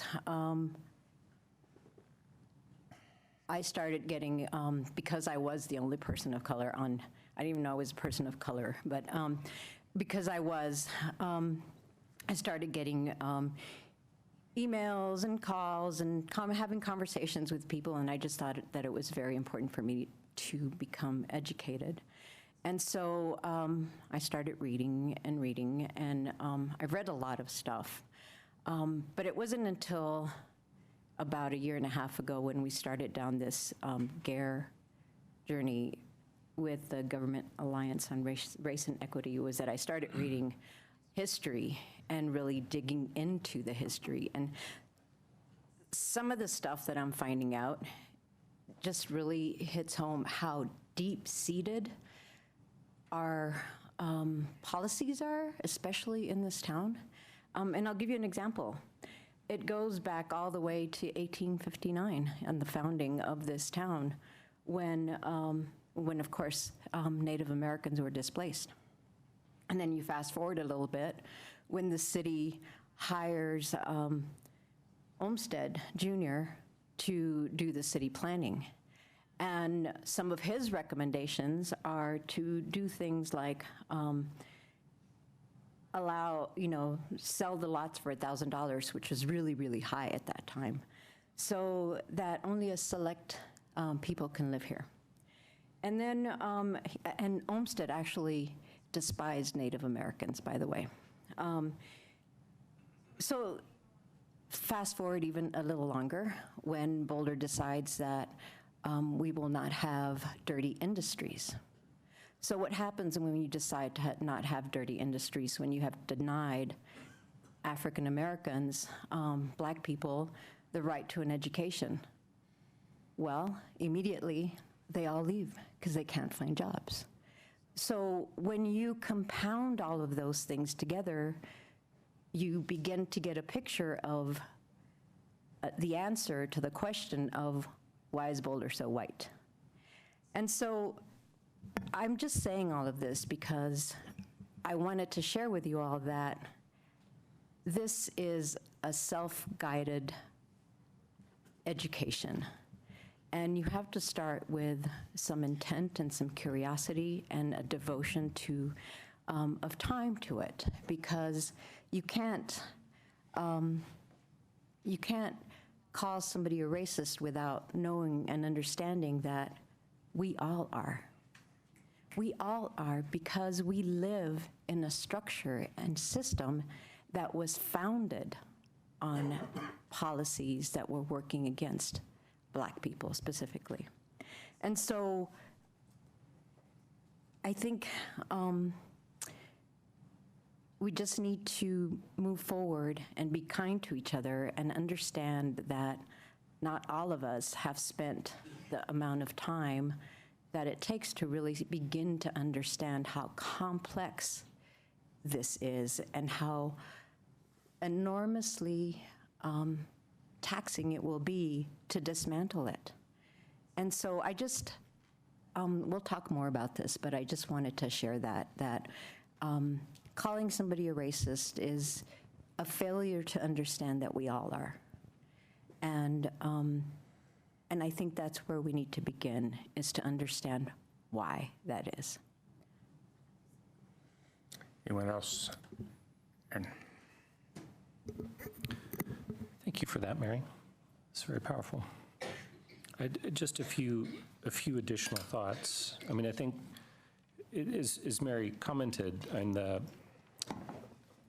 think discrimination and racism, unfortunately, are baked very deeply into the structure of our society. With the legacy of slavery and the Jim Crow laws and segregation and redlining and all the various forms of discrimination against African Americans and other people of color are very much still with us. So I think it's important I personally believe that I think white folks, all of us who are white, need to work hard at understanding that history of discrimination. And do what we can to reverse those things. And I think that's especially true of those of us who are in leadership positions. And there's no easy solution, there are no easy answers, but I think it's very important that we do the work that we can to understand our history and to not just call out things that are actively racist, but to work on being anti-racist ourselves. And that's about looking deep within each of us, because we are all racist, as Mary says. It's about a self-reflection and a personal journey, as well as, I think, for those of us in leadership positions, seeing how we can do what we can to erase the legacy of the structural racism that we have in our society. So I'm glad we'll be considering this resolution later tonight. I think the people who've come to speak on this topic, there are a few things more difficult to talk about than issues of race in our society, but it's important that we have the courage to confront them and try to move forward together. Go ahead, Adam. I just wanted to really thank Sarah Dawn for outreach in a hand. I think that's one of the most important things that we can do in a situation like this is try to help each other learn, because absolutely none of us up here are perfect, and we all have a lot of learning to do, and I've really come to understand that even in the short time I've been here. And it's also really important that none of us be dismissive of one another, just because as soon as you're dismissive and you put, someone's thoughts down, that's really, really not going to help any situation, no matter what you're in. It doesn't matter what side you're on. Always try to be willing and open to learn with one another. I think that's one of the most important aspects of all of this. And I'm aware that my experiences are very different than a lot of other people's. And I think everyone needs to recognize that. So always be open, always, try to lend a hand before you do anything else. That I think is going to be our best path forward here. Thank you. Anyone else? I'm going to call them. Junie. Oh, sorry, Junie. Thank you so much. This is a very difficult conversation to have, right? I think today I'm the only Black woman in the room. So it's not an easy conversation to have. And I was very not afraid, but just cautious, because of course as my colleague, I didn't want to come across as dismissive or as rude. But I wanted to make a point to some of the things that I've heard here today. You mentioned everyone is racist. I don't believe that I'm racist. Do I have opportunities for growth? Yes. But to call everyone racist is just to say that, well, we're just all racist. But I think, we have faults, but racism is a structure. It's something that it's systematic, it's structural. So can someone, yes, we have preferences, we may have some prejudices, but to be racist, it's something that you have to actively live every day of your life. So that's something that I wanted to clear out. So again, another thing I wanted to mention as well, for me, because people have messaged me as well and asked me, why are you silent? Why are you silent? Why are you so quiet? And I think as a Black woman, just being in this room is part of my advocacy as well. So I hope some of the community members who look to me and are very, who are inspired or supportive of me to understand that it's gonna take me some time to grow into this role and to give me that room to grow. But also I understand community members' frustration. And I came here and I wanted to say as well, as Eleanor Roosevelt would say, and I think as well someone here mentioned tonight, I think it was Riley Mancuso, who rightly inferred, it isn't enough to be angry and talk about social justice and equity. We must believe in these values. And it isn't enough to believe in them, we must work at them. I'm eager to work on this council with those who are willing to work at them. While it is understandably to be angry, but the real conduit of injustice is our system that marginalizes people each and every day. There are 9 people on this council. I understand we can be angry about some of the things that were said. Even if one counselor is not willing to work on social justice, we can still make progress. Even if 2 of them were not willing to work on social justice, we can still make real progress. But I hope that all of us together will come together and work hard at social justice and equity. Thank you. Thank you. Anyone else? I have something if no one else wants to go. I want to start off by saying that my journey really began with Mary. Mary and I came on planning board with Mary, and then we got on council together. And it has taken me many, many conversations with Mary and others to come around to what I'm about to say. So when we had the feedback that we got from the community, it inspired me to write something down that's kind of how I look at this, and I just want to share it. And I wrote it down because I wanted to get it in the right order. So here it is. Throughout U.S. history, Indigenous, Black, and Brown people have frequently been treated terribly. Genocide, slavery, stolen land, stolen wages, rape, bigotry, and structural and institutional racism have unfairly and disproportionately impacted these people in our country. Not acknowledging that being white and male in America confers advantages, often hidden, based on appearance and historical standing, denies our past as well as current facts and understanding. This statement is not intended to condemn white men or white people in America.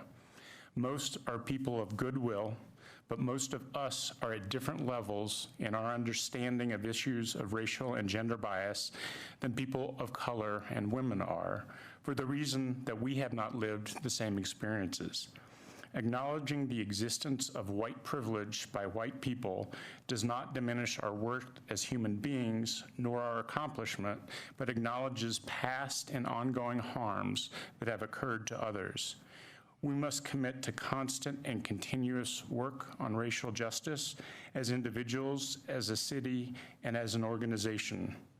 The resolution that will be introduced tonight is another step along that path, and I think we'll hear more about the work program that will happen even beyond the resolution. So I look forward to doing that work with all of you on council. Okay, is that good for open comment? Okay, moving on to your consent agenda. You have items A through K before you this evening.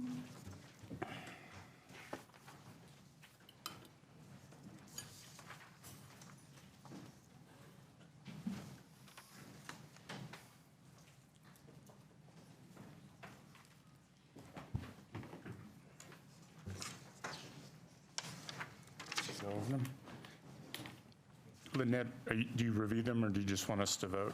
I don't usually go through one by one. Okay. Anybody have comments on the consent agenda? I just had one. So the item G it's about accessory dwelling units and public right-of-way and rental licenses. But when Planning Board heard this, they had some specific suggestions for different directions to take the Ordinance 8372 regarding accessory dwelling units. So I just wanted to make sure that their recommendations are part of our discussion at second reading. And at CAC yesterday, I asked the city attorney to be ready with some language that might help support those recommendations if we decided to go in that direction. Mm-hmm. Okay. And the staff, what we're approving tonight is not what Planning Board recommended, but I'm fine with just passing it tonight and having the discussion at second reading. Right, perfect. Bob? Let me make a comment about item A. And for those of you who've been on council, this is the motion to approve the city's 2020 regional, state, and federal policy agenda.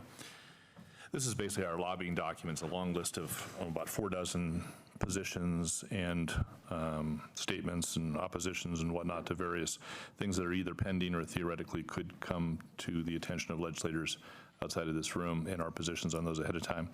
Then they go off and advocate for or against things that are in that policy, not knowing that there may be 1 or 2 or 3 or 4 of us who are not fully behind some of those things. And so I'd like to come up with a device so we can do a little straw polling. So if there's 40 things on the list, by the way, I think the list is too long. If there's 40 things on the list, Carl and our lobbyists know, if there's 36 of them we're all unanimously in favor of, that's great. They can go in with confidence knowing that we all support them. And if there's a few things that some of us don't fully support, it'd probably be helpful for them to know that, because the last thing that they want is to be out there lobbying to, let's say, a state legislator, and then have that legislator bump into one of us and we say, oh, I don't really support that.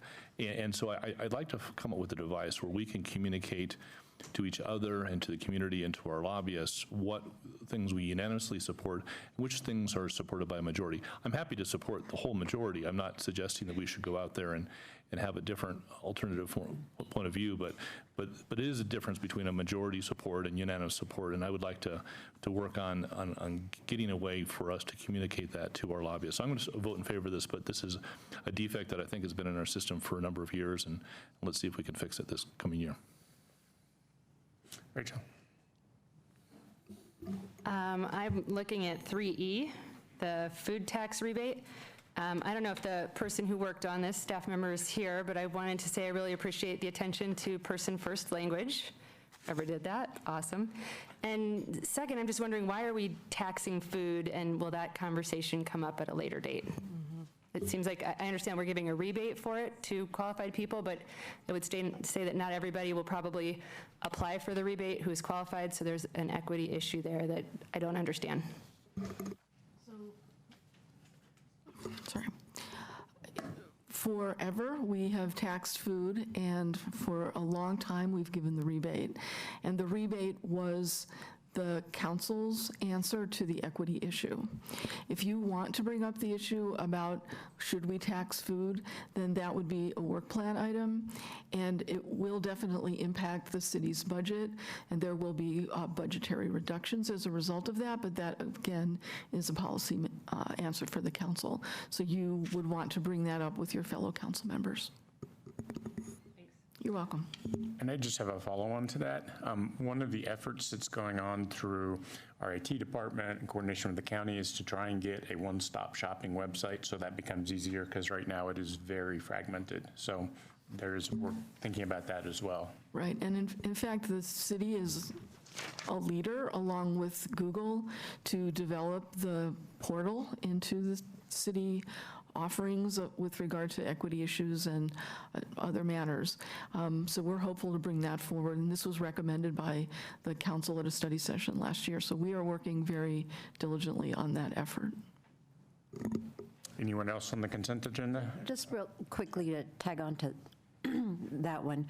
A question for Jane. Is that something that could be included under the umbrella of how we look at the budget in the budget project?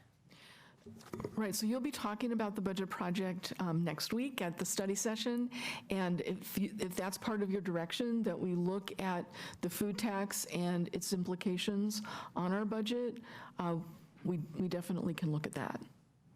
So, thank you. Sure. Okay, anyone else? Ready for a motion? I'll move the consent agenda. Is this roll call or? This is a roll call vote. Yep. Would you like to speak to the motion? Okay, it's a roll call vote. I've warned Adam. We will start with him. Councilmember Swetlick. Yes. Wallach. Yes. Weaver.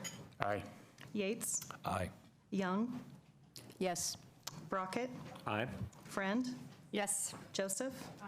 Nagel. Aye. The motion passes unanimously. You have no call-up check-ins this evening, so your public hearing. Items related to the certification of the 2019 coordinated municipal election. A bunch of us need to leave, don't we? I don't think so. Historically, have the candidates recused themselves, Tom? No. No? No. I don't think so. Is that your recollection, Lynette? What? That the candidates recuse themselves? They don't recuse themselves, no. But so what this is, we'll be convening the general canvassing and election board, and that board is comprised of the previously seated council members who are not up for re-election. So you can all stay up there, but I'll really only be dealing with 3 of you right now. So I guess the answer is yes, Bob. You do not vote on this. We recuse, but we don't leave. That's right. Okay.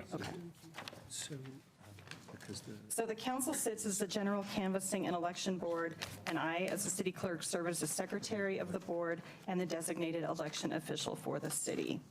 So to begin, may I have a motion for the 3 of you to convene as the general canvassing and election board for the November 5th, 2019 City of Boulder coordinated municipal election? So moved. You Mary or Mirabide a second, is that right? All in favor? 3? Okay, motion passes unanimously. There's three of us. I wasn't sure if I was supposed to. No, we're not here. We have to pretend we're not here. Now I'm going to take roll for the board. Board Member Nagel. Aye. Weaver. Here. Young. Present. Excellent, thank you. So I'm going to administer your group oath. Just the three of you raise your right hand. There's no need to repeat after me, but at the end, say I do. We, the undersigned, do solemnly swear or affirm that we will perform the duties of the General Canvassing and Election Board for the November 5th, 2019 Coordinated Municipal Election held in the City of Boulder, County of Boulder, State of Colorado, according to the law and to the best of my ability. I do. Do. Thank you. So now we will need a chairperson for the board. I will take a nomination for that person. It is typically the mayor. Does not need to be, but. Okay. Okay, by acclamation, then Mayor Weaver will serve as the board chair. So, can you go to the second page? I've put the election returns up here, and I've passed them out for you as well. I'm going to save time and not read through everything, but generally, the 6 candidates that were elected to council were Bob Yates for a 4-year term, Junie Joseph for a 4-year term, Rachel Friend for a 4-year term, Adam Swetlick for a 2-year term, Mark Wallach for a 2-year term. You'll see the other candidate, and Aaron Brockett. You're on my list. I just, 4-year term. Trying to get rid of me there? Will you take a 4-year term? So those are the 6, and then the other votes received you can see up on the slide, and they're also in your materials. Next. Your ballot measures, you had 3 of them. Ballot issue 2G, a tax on tobacco vaping products. That item passed. Ballot issue 2H, sales and use tax extension passed. And ballot issue 2I, middle income housing program passed. So I'm going to present the following documents to you. I have a certificate of the public notice of the November 5th, 2019 election, a certificate of the approved ballot, and a certified statement of the election results and official summary of votes. So these official results, as well as all historical information, can be found on the Boulder County Elections website. So now we have a public hearing. Chair Weaver, if you will open the public hearing. Sure. Let's open the public hearing. Do we have anyone who would like to testify to the election results? I have no one signed up. Okay, seeing none. Okay. Close the public hearing. Okay, so could I have a motion to approve the election returns for the City of Boulder 2019 Coordinated Municipal Election held on November 5th, 2019, and to adjourn from the General Canvassing and Election Board and reconvene as the Boulder City Council? Second. All in favor? Okay, motion passes unanimously. So I'm going to pass the documents around for your review and the oath and certificate for your signatures. Thank you very much, the 3 of you, and congratulations to the rest of you.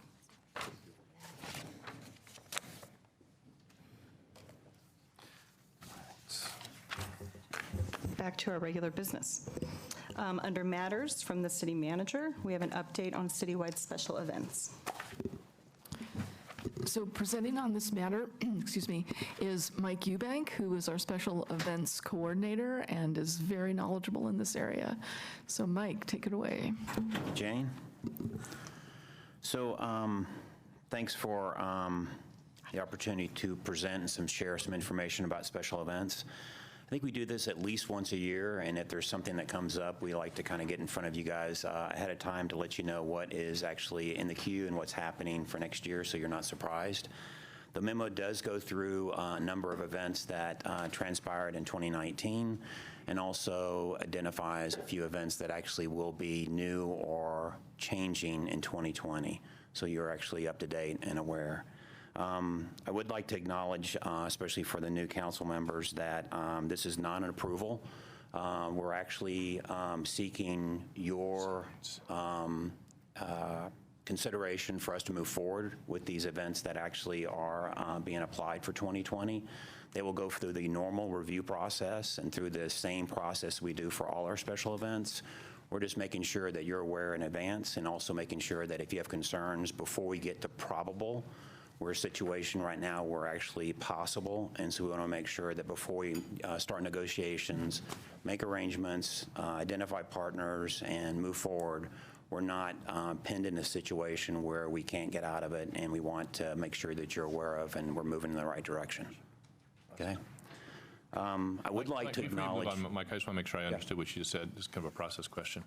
So I understand we're not making any decisions tonight, but by the same token, you're looking to us to signal whether we're enthusiastic about these two new proposals, because if we're not, you'd kind of like to know that now. Yes, sir. Right? So let's say we say, sure, go ahead and negotiate and work out the details. Are these coming back to us, or is this kind of the last time we're seeing them? So if we have some issues or concerns or things that we want to make sure you get taken care of, we should express those tonight? You could, the idea would be that we would update you on the status for 2020, but it would not come back for formal approval. Okay. Yes. So we should put it all on the table Yeah, now. correct. Okay. And Thank maybe you. I can answer some of those questions in advance. Okay, great, thanks. Of course, Bob, another alternative is to say, I want to see this back before you do Well, I'll leave that up to council members. If they want to see this back, that's fine. I wasn't asking for that. It's just a process question. I wanted to understand if it was intended to come back, and it sounds like the answer is no unless council directs it. Correct. Okay. Correct. But before I get started, I would like to acknowledge the tremendous special event team we have with staff.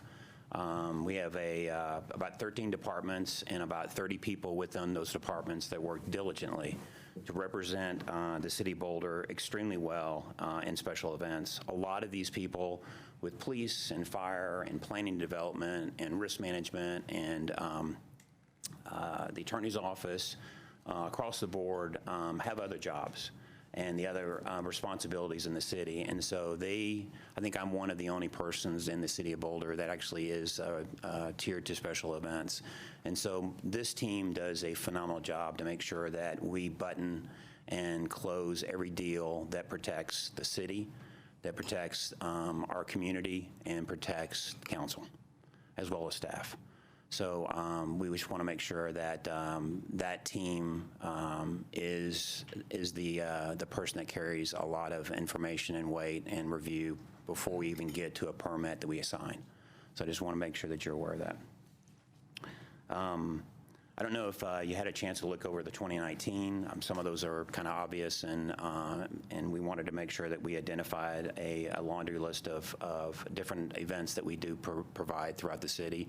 That by no means is all of them, but I just pulled the ones that we did do, and I did put information related to some of the costs that the city provided from our special event office and the city managers. It does not include grants and other kind of funds or collaborations with the CVB and things like that. That's just direct funds from the city manager's office related to special events. And so for a city, we don't spend a lot of money on special events, and I think that's our MO, is not to actually facilitate that and do that.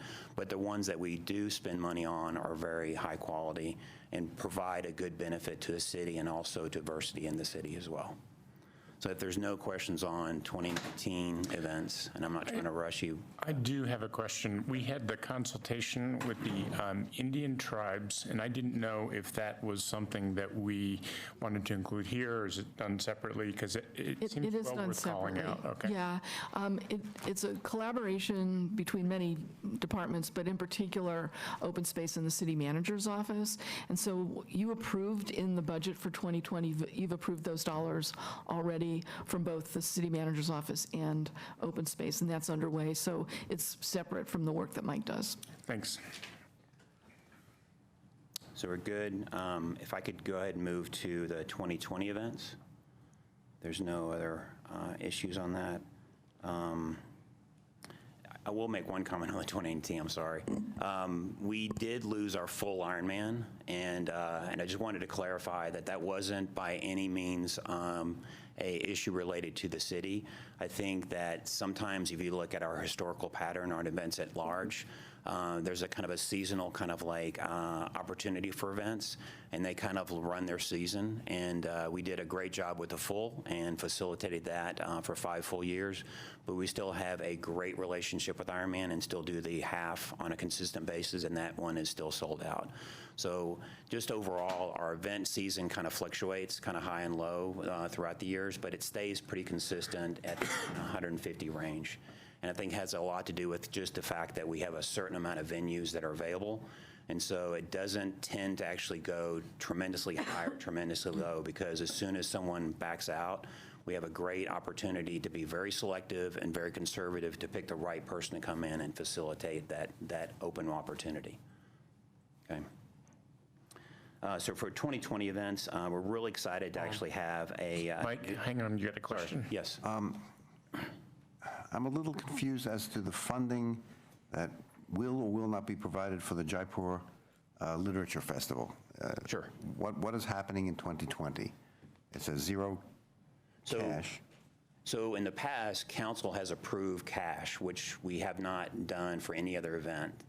Most of our funding or support for special event has actually been through in-kind. And so the definition of in-kind for the way the city actually sees that is that we will actually offset the cost of the police services with a transfer from the city manager's office to police services, so that event does not have to pay for it. So that in-kind is earmarked for Jaipur next year, but we do not have a cash arrangement with Jaipur for next year. Okay. Did that answer your question? Yes. In the past, the event has come directly to the city council and required and asked for money. And so initially, during that initial few years of that startup of the event, city council had agreed to give them cash. And I think we even did a matching fund 2 years ago. And this year, we even reduced that cost from $20,000 of matching fund just to $10,000 across the board, just cash directly. But we were trying our fate to phase that out. And just an FYI, we did exactly the same thing with in-kind for Ironman. So we provided a higher startup in-kind for Ironman, and after 5 years, we went to zero. Is there any sense that the change in financing will impact the viability of the festival, or? Well, any festival should, after 5 years, be somewhat self-sustaining. And so I think we would get into a situation, and I won't speak for the council, but the city would get in a situation where we would actually be supporting an event that actually is not being supported by the community, by other nonprofits, by other companies, by other kind of partners. And I think that's the whole gist of why I was speaking to the longevity of an event. Sometimes an event does not run as long as it should be, but because the community or their participation or the vendors or whoever is not supporting that. So I think we got to be careful to not, for any event, and I want to say this directly about Jaipur, but for any event, we should not be in the sustainability business for any type of third-party event. Can I make a comment on that too? Just since I'm the council liaison to the Convention and Visitors Bureau, I'll just share this particularly with my new colleagues.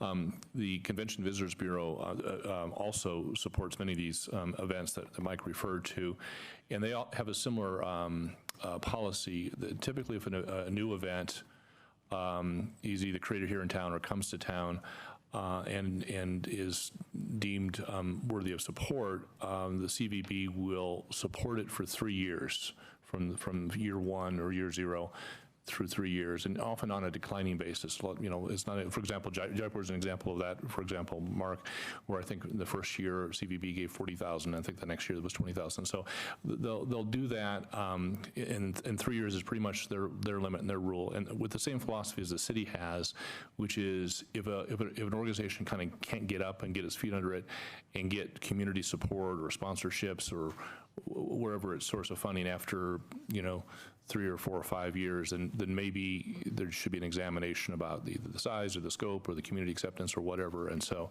I just want to make sure folks understand that there are other sources of funding in addition to the city. The CVB takes a lot of that accommodation tax and turns it back towards these events to support these events in their nascent years. absolutely. And it has nothing to do with the fact that Jaipur or any event's not a good event. It's just that sometimes it has its lifetime or seasonal lifetime. Jaipur is a really good event, by the way. So if there's any other questions, we'll move to 2020, and I'd like to spend a few minutes on these new events that are coming down the pipe. Internally, we have an opportunity to co-host the Beyond Pesticides. I'm not sure how familiar everyone's aware of our planning department and their work with Beyond Pesticides and Be Boulder scenarios, but this is an opportunity for this annual conference or forum to come to Boulder. It normally hosts about 300 people to the conference. We're thinking that because of the dynamics of Boulder, we'll have close to 500 or 600 people attending. We've got a lot of participation and support from the library, and we're going to actually kind of mirror what the Jaipur Festival did at the library and host that at the library. So we have significant staff and departments working internally for that, and we actually look forward to actually being a host city for that event next year. For 2020, we also have, and I'm sure everyone kind of read through the detailed explanation, but last year, 2020 Colorado Classic, or this year, they came to us about a stage race for August. And because of a number of different issues we had, and we partner really closely with Boulder County on all of our special events that impact them or directly involve their streets and roadways. And so I listed a few of those kind of impacts, and we even had a couple of calls from the office and also from the governor himself about wanting us to participate. But we basically went back to the scenario that it's not possible. We did not want to overly impact our residences, our businesses, our streets, and other things that were going on through freshman move-in. So we actually softly declined, but it said we would be interested in looking at for 2020. They were eager to reapply for 2020. We did go out and look at the race in Golden. It's a really successful race. I don't know if anyone else participated or attended, but it actually is a good fit for Boulder. I think any type of cycling, running event is one of those things that if you look at what we do and what our businesses do on an annual basis, it definitely mirrors that situation. Again, this is a situation where now it is possible. They went back and selected dates that were not during freshman move-in. They actually worked with us on potential routes, and I just want to be really clear that none of the routes that we talked about included Flagstaff. That is not what we've talked about. That is not on the table. That has not been offered. That has not been asked for. There's no expectation. There is no indication that Flagstaff is in the mix for 2020. That's really about saying, no, we're not going to do in Flagstaff, so I don't know how best to kind of define that. But again, we have not gone into deep negotiations with that. We have talked to Boulder County, and we feel like we can come up with a route that heads out north and identifies something that will be less impactful. But again, we've made no promises or commitments yet.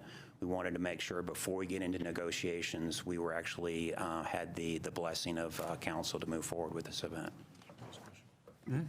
Mike, would it be helpful for you if we simply told you? Yeah. No Flagstaff, no open space, and then when you go to negotiation, say, hey, listen, I'd love to give that, but council said no. It's not even an option. Okay. So they know that, and it's not going to work for them. They don't need a time trial. They need something that's a loop for Saturday. So we can say that here, and that's fine. Okay. Forgive me, this comes from an email that was sent to me on this project, suggesting that in a prior draft of an agreement, there was some kind of non-disparagement clause that would have prevented members of council or city employees from commenting on the race? So, Mike, I can help with that if you... Yeah. My only comment on that would be I just assume that will be gone. So that was a 2012 agreement that was negotiated by a bunch of other cities that we kind of signed on to at the last minute. Okay. And so that's not something that we consider in an agreement between the city, and we generally avoid that sort of thing. It will go away then. I hope so. Okay. I mean, as Mike has said, we haven't even started negotiating yet, and I mean, you remember that incident. I do. I remember that incident, and that was right before I came on, and that's the reason why I'm actually. So it's my fault, not Mike's. So. Members of council do like to talk. It's really not anyone's fault. It was just one of those things that I think we as a community have learned a lot of best practices, and even other communities that are hosting this event have also learned best practices. What we did in 2012 is significantly different than what we do in 2019 and 2020. I can tell you right now that any event that we do, not just this event, any event that we do is thoroughly run through the city attorney's office based upon current best practices, not something that someone's going to actually give us as a deal and say, let's sign this because. So we've learned a lot in that time, and we've restructured a lot in our time. Our process for special event review and approval is night and day from 5 or 6 years ago. Okay, thank you. You bet. Any other comments about the bike race? Okay. Is this where we're not really voting right now, right? So I think what we'll do is there is a motion at the end, so we can, if that works out, I'll bring up my concern at that point. Okay.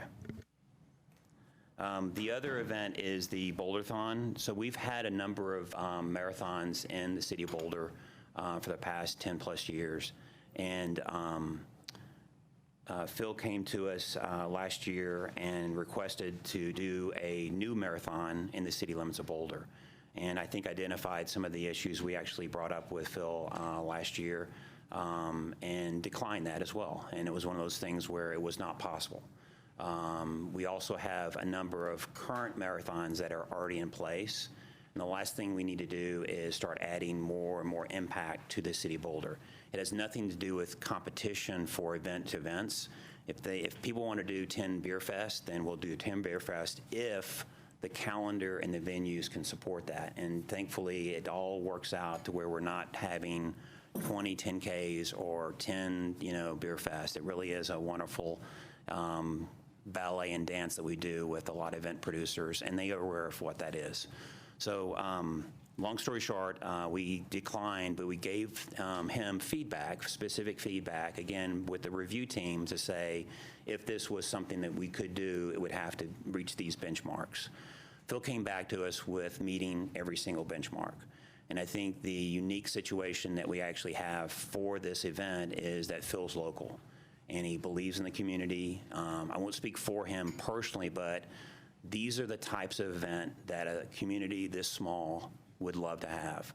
The reason Boulder works so well is that I can call Boulder anytime, anywhere, and we can actually work it out, and we get it worked out. And we would prefer to have someone that lives, works, and runs in our community to host an event versus someone that comes in from Chicago or from Austin, Texas, or Seattle, wonderful places, but does not know our community and does not know our businesses. So when someone locally closes a street, then they actually kind of own that differently than someone from out of town. So so the unique thing that Phil did, though, is that he did not set a new event in the calendar. He bought an existing marathon. So this is not a new event. The only change, besides the new ownership, is the fact that this event actually allows or is requesting the finish line to be inside the city limits of Boulder. So Boulder is the only large event that actually starts and finishes in Boulder. The reason we would not do, and that's just part of the things we declined last year, is we wouldn't do a start-finish in Boulder, is that we would have too many congested streets or right-of-ways. We're proposing to start this at the reservoir and run through Boulder County, and once we hit Boulder, our capacity is going to be thinner, just like the finish line for the Ironman, so that we can actually manipulate and successfully manage those runners coming inside the city limits of Boulder on our right-of-ways. So we feel like that's a possibility. Again, we have not promised Phil anything. We wanted to make sure that this situation work for you guys as well. But the unique thing about what we're trying to facilitate is that we would use a multi-use pass, which we treat as transportation. And I know that if Bill was still here, he would actually step up and confirm this. But those are transportation corridors as well. We treat those like streets. And we want to make sure that we provide those right-of-ways as best as possible. So to use those for a timed event is very unique. What we did lose last year, or sorry, this year for next year, is our Ironman event that actually finishes downtown. So we're not adding any new competitive events on the right-of-way. We're basically replacing it with another event that actually would have similar or probably smaller impacts. So Mike, you have a question, Aaron? Yeah, Mike, just a question about that. When you say use the multi-use paths, does that just mean that there are runners on them, or are the multi-use paths closed? We rarely close them, so the intent would be to actually facilitate a route that would actually allow one-way traffic on the multi-use path with the runners. Okay, great. Yes. Thank you. Yep. Follow. Could you be specific, Mike, or maybe you don't know, but if you do know, where would they come into the city? Which paths are we talking about? We haven't confirmed anything yet, but the idea would be that they would come in near the Boulder Creek path off of Valmont. Okay. And don't kind of hold me to this, but we're trying to kind of find a way with county to make sure that their route would actually end up coming in on Valmont, and we would hop them into the creek path. So they'll come around near Stasio and then go south, and then pick up the path from? They go near Stasio, but actually come in under, was it Old Pearl Street, and head up to Folsom, and then take Folsom down to Pearl. So we would have some streets, and we'd finish on Pearl. Is the proposal? Okay, thanks. Yep. Thanks. Any other questions? Is that the end of your presentation? That's the end. I'm happy to answer any questions. And if there's an event that you guys did see or hear about that I did not include in that list, I'm happy to talk about that for 2019. Or if there's any other kind of issues that you'd like to see as well. Okay, go ahead, Adam. Well, I have just a question, just a general question. You mentioned the team that is throughout the city, the team members that review the events. And when you're looking at an event, how far reaching is your lookout for other events that might be happening? So for example, there's a conference that's related to, that perhaps Google put on, and it's bringing in a few hundred people. Would your radar detect something like that? It would. We do partner very closely with CU, so we know their calendar. We partner very closely with the county, so we know their calendar. We also do our best to kind of partner and collaborate with CDOT. We do have a contact with the CVB, and we will kind of like understand what the CVB hears and kind of sees as well. So we do our best to kind of facilitate that. Our focus is on public events, and so we try not to dig too deep on what Google does or what weddings going on, but we do our best to kind of like understand what the threshold is for hotels and other kind of like general impacts. So there's always the possibility that there could be some sort of a conflict and with. Absolutely. Okay. Yes. Just wanted to clarify that. Yep. Thank you. Adam? Sure. So this is more process, I guess, than anything, but my biggest concern is the blank check approach hasn't necessarily worked out for us in a lot of instances. So this being the only time that we get to check in on this, it's a bit of a concern for me, just because, other things come up as they frequently do in this town, and this being our one sign off, I have a concern about that. So if I understand right, the motion language requested is for 2 particular races only, correct? Yeah, it's on page 461 of the packet, page 10 of the item. And is there a chance, to Adam's point, that these numbers could be higher? Because you call out 25,000 and 10,000 in the first event, the Colorado Classic. What about the second event? The second event is 0. What's that? Is 0. When I say blank check approach, I also mean the route not being decided, all the things that are undetermined at this point. So I apologize in advance because I don't want it to actually sound like I don't want your input and opinion, but in our process, we take significant time and attention with police, with fire, with county, with those 13 departments to make sure that what we are doing in every step of the way is to minimize impact. And when we do minimize impact, we do actually also, when there is impact happening, we do also provide notifications and advance things. So I want to be really cautious to get into the weeds of having any council be responsible for individual approvals. And I'm happy to do that. That's where you want to go. But I just feel like that's kind of a hole that we may not want to kind of get after. And again, we take it seriously, and we meet and we facilitate this on a very extended period of time where we spend months. We spend the entire year with Boulder.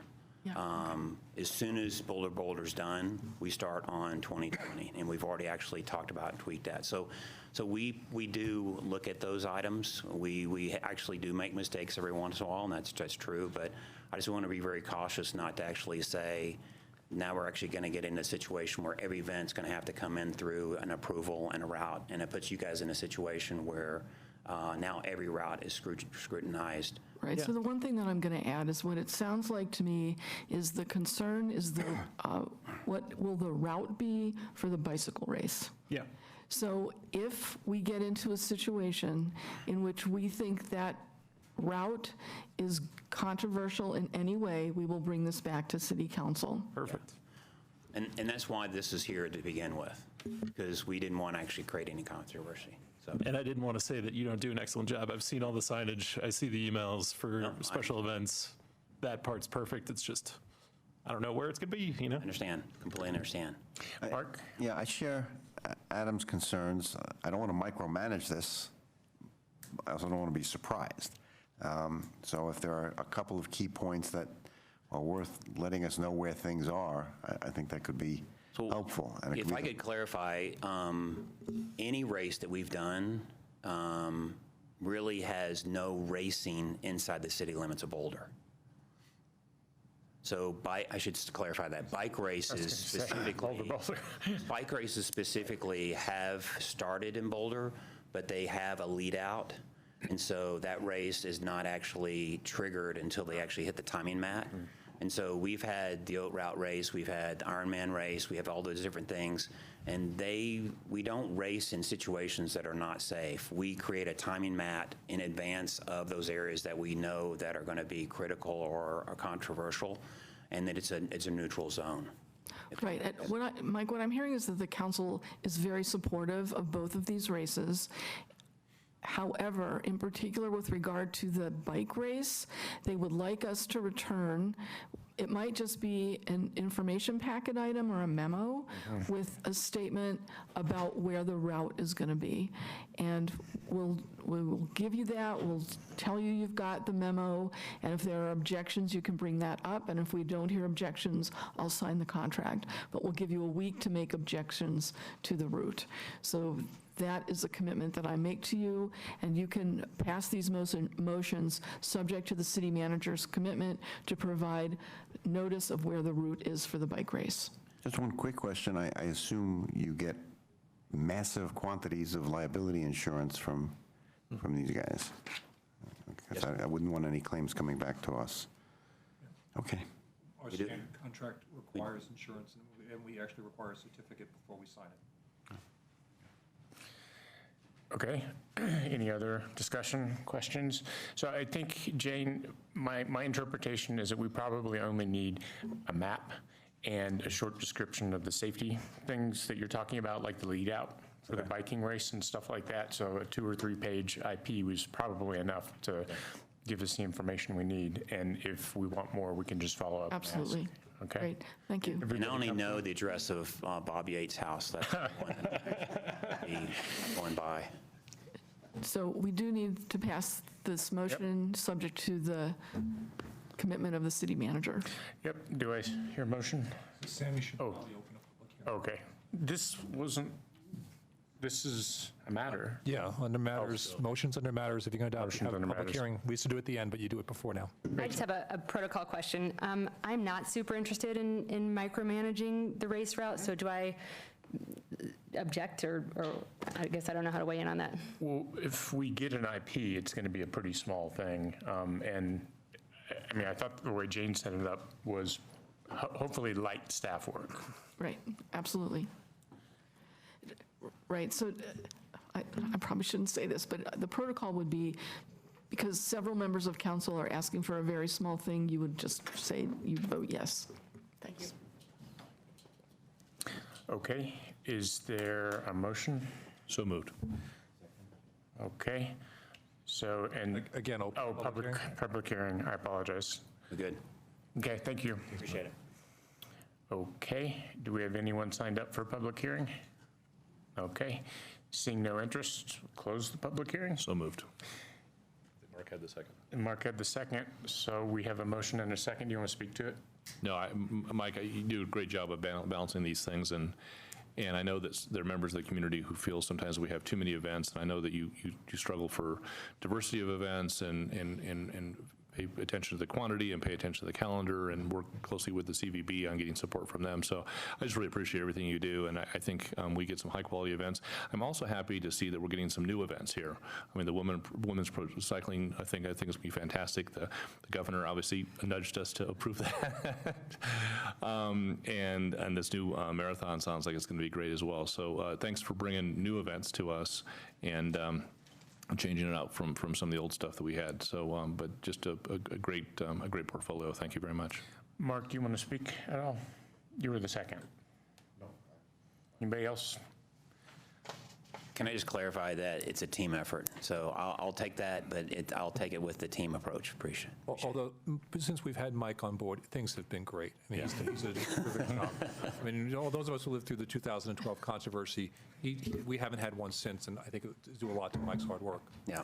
No false modesty. Great job. Is this show of hands? Okay, all in favor of the motion? Any opposed? Okay, it's unanimous. Thank you very much. Your next item is a 2020 midterm update on the Boulder Valley Comprehensive Plan. It's the exciting time. So an item that we've all been waiting for is the midterm update to the 2020 midterm update. And I'll turn it over to Chris Meschuk to start us off. Before you go, didn't we just pass the We did. I'm pretty sure that's why we're all chuckling, as Yeah, it always feels like we just finished a comp plan update and we're starting another one. So Chris Meschuk, Interim Planning Director, Assistant City Manager, and we are happy to be here to kick off the 2020 midterm update, despite that it feels like we just finished the last comp plan update.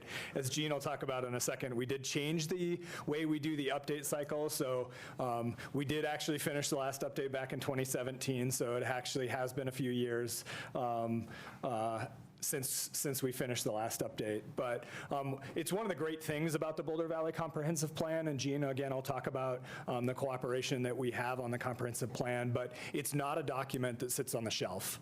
In many communities, the comprehensive plan is not a strong policy guiding document. Here in Boulder, it's a really strong community policy document that we update on a regular basis. It's a living, breathing document, and so we're excited to continue that legacy. So with that, I'll turn it over to Senior Planner Gene Gatza.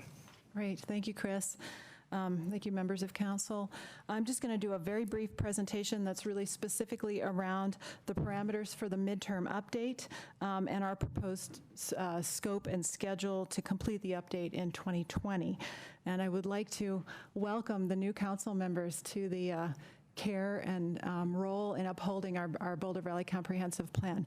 If you have not yet received one, please let us know, and we would be happy to get you your very own comp plan. All right. Carry them with you at all times. The local Landis Bible. Very good. So, as Chris said, the Boulder Valley Comprehensive Plan has a very rich history dating back almost 40 years. So in 2020, it will be 40 years since the first adoption of the city and county Boulder Valley Comprehensive Plan. And as we've had a number of updates through the years. We take our plan very seriously. At the last major update, we changed the schedule so that we did the deep dive, the major updates every 10 years, and the midterm updates in the in-between years, with the purposes of the midterm update to be pretty small in scope. And as Chris mentioned, we have this very unique intergovernmental agreement that adopts the plan and establishes that commitment by the city and county to regulate based on these shared values of the comp plan. It also spells out the agreements for the process that we follow to update the plan. So as I mentioned, the major update is the time for the deep dive into policy issues. And the midterm update is really about keeping that scope focused on things that have been adopted, keeping our house in order, processes where we have made those changes and made those decisions already. It's also that time where we take a look at, we open for the public application process, and then we also take a look at the action plan to make sure that we're making progress on our implementation pieces. Can I interrupt and ask a quick question? I know that there used to be multiple IGAs in the county. So we have ours with the county, and that's been around a long time. And then didn't Erie and some of the eastern cities have IGAs as well? I believe that's correct with the super IG. Yeah, there's a bit of a history of different cities had IGAs with the county related to each of their comprehensive plans. And then I think it was 2005, but I might have my date wrong, that the county and all of the municipalities minus one within the county came together and adopted what is commonly known as the super IGA, which is basically it establishes the growth areas for every community in the county. There was an opt-out after 10 years. There are two communities, Erie and Lafayette, that have opted out of that super IGA. The rest of the communities, including Boulder, are still in the super IGA. I think it comes up for renewal, if I remember right, in 2025. And so that's when there would be a discussion about the super IGA. But there is kind of that overall, the idea is every community within the county has kind of agreed where they're going to grow, how far they're going to grow, so that we don't have annexation wars between neighboring communities. And is Longmont still part of that? Correct. Longmont is still a part. Great. Thank you. Okay, so the plan specifies all the different pieces that can be updated during the midterm update, and a number of these will have some small tweaks to reflect changes that have been made since in just the past 2 years since we've adopted them in the last update.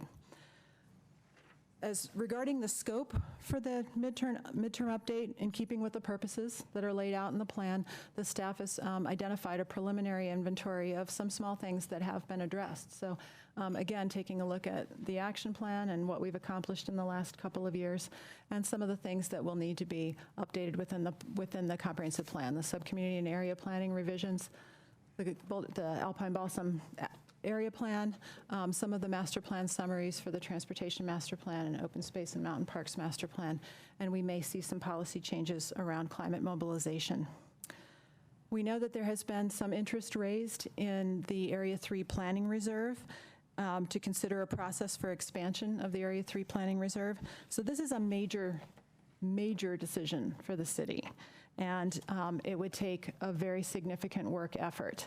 The first step is to complete the baseline urban services study and then work to identify unmet needs that are within the current service area, and then the commencement of an expansion plan. So what we recommend is, if there is continued interest in this, that we explore it over the next couple of years, initiate that baseline urban services study to be able to tee this up and be ready for consideration of this at the major update. Just have a question on that process question, Jean. if that was the will of council, and I get the fact that it's a 2 or 3 year process, and you laid it out in the memo about what each part would take, would it be your desire to have the that wrapped up? That is, move it to Area 2, potential annexation, whatever wrap up means, in parallel with the 2025 update, or does that kind of work in a separate path of its own that doesn't really tie in directly to the comp plan? I think it does, but I think what we're anticipating is that the first couple of steps, so the big effort about urban services study and what it would take to actually serve the area, and then the finding of unmet needs could be worked on. Chris, you can help me with this, prior to that update, but then the actual expansion plan would be part of the major update. Yeah, that's what we always anticipated, is that if with the revised process, you'd have the baseline urban services study done. That opens the door to considering a service area expansion during a comp plan update, either a midterm or major update. If the decision is, hey, we really want to look at a service area expansion, that really would become kind of the sole focus of the comp plan update for that cycle, because it's such a big thing to consider expanding our growth boundary. And so that's what we would anticipate. There would still be the land use map updates because it's important to provide that opportunity, but then that would really be the focus of the update. And with the, just follow-up question, if some of the preliminary work was launched now being like 2020 or 2021, and then a subsequent council in 2023 or 2024 said, oh, it's going too fast, we're not ready for it in 2025, would some of that work, how time sensitive is that work? Because some of that work, I get the fact that if it goes a generation, it's going to become stale, but could that work be rolled forward, the early work be rolled forward 2 or 3 or 4 years? And so if we launched it now, and I get the fact that it's a lot of work, I'm not trying to be dismissive of the amount of the work, but that could be put on the shelf if subsequently it's not hardwired into the 2025 plan? It is. We envision that the baseline urban services study is something that it's very much looking at the services the city provides, fire, police, parks and recreation, transportation, et cetera, utilities. That's an analysis of if we were to expand the city, do we have the ability to provide those services adequately still? And so that analysis, that's pretty technical analysis, so it has a pretty good shelf life. We anticipate that you could do that study and then say you did that in the next couple years, you get to 2025, not exactly the right time. It'd still be very much valid to consider in 2030 or 2035 or going forward. Aaron? Yeah, so one more process question on that. So that baseline urban services study, is that need to be kicked off during something like a midterm update, or is that sort of something you could do kind of whenever? That's something that we can add to the work plan at some point when you're balancing the rest of the needs for the work plan. Okay, so service expansion, major update, but services study could be kicked off when council felt like it was appropriate. Yeah, the idea behind creating that urban services study was the first step of a service area expansion is a really big one, and we weren't very informed to be able to take that first step if we ever wanted to take it, and so this breaks that first step down into 2 pieces. So we learn the technical information. Once we accept that study, then it opens the door to a service area expansion during any comp plan, major or midterm update. Thank you. So I have a follow-up as well, and this is just a minor question, but talking about parks, don't we own some land in the expansion area, the Area 3 expansion area that was bought long ago and set aside for parks? We do. We have some that is Parks and Recreation owned land up there. So we've already done a little bit of work in preparation. I mean, it was long-term preparation, but we've kind of laid out a few of the pieces on the board. Yeah, the planning reserve as a total is about 500 acres. 200 of that is owned by the city for a future regional park site. It was bought with the 97 Parks 0.25 cent sales tax for future park sites. That's what we also bought Valmont Park with. So that is something that's in the mix for the future to consider. We haven't done any planning with it because it's outside the city's growth boundary, and we want to focus on finishing Valmont, but that's something that the city has in its ownership. Great. Mary? So Chris, a service area expansion, if it were after the urban services study, it would not preclude the contiguity requirements. Is that correct? That's correct. It would not. What we would need to do is, if we were to consider a service area expansion for all or part of the planning reserve, you would do that planning effort similar to a subcommunity or area planning effort is essentially what it would be. At the end of that would then be a plan for how you would expand the city boundary. You would still need to then meet all of the annexation requirements in state law, one of which is contiguity. So we couldn't expand the city boundary and start at the very northern edge of the planning reserve that isn't currently connected to any city limits. So we would still need to start from the existing city limits. Okay, yeah, because as I recall, the way it used to work is the property owners could just come in with a proposal regardless of where it was in. Correct, and when it was in an annexed area. Yeah, when it was in, the planning reserve was created, the idea was it's a proactive decision by the city to consider expanding the growth boundary. But the process was set up that it was very reactive, that every 5 years we asked property owners to submit their ideas, and so it created this very awkward tension. And so we fixed that back in 2015 with the process we have today. Rachel? Thanks. I just want to make sure I'm following along right. So what we're talking about is something that we would be looking at in 2025 as a possible expansion.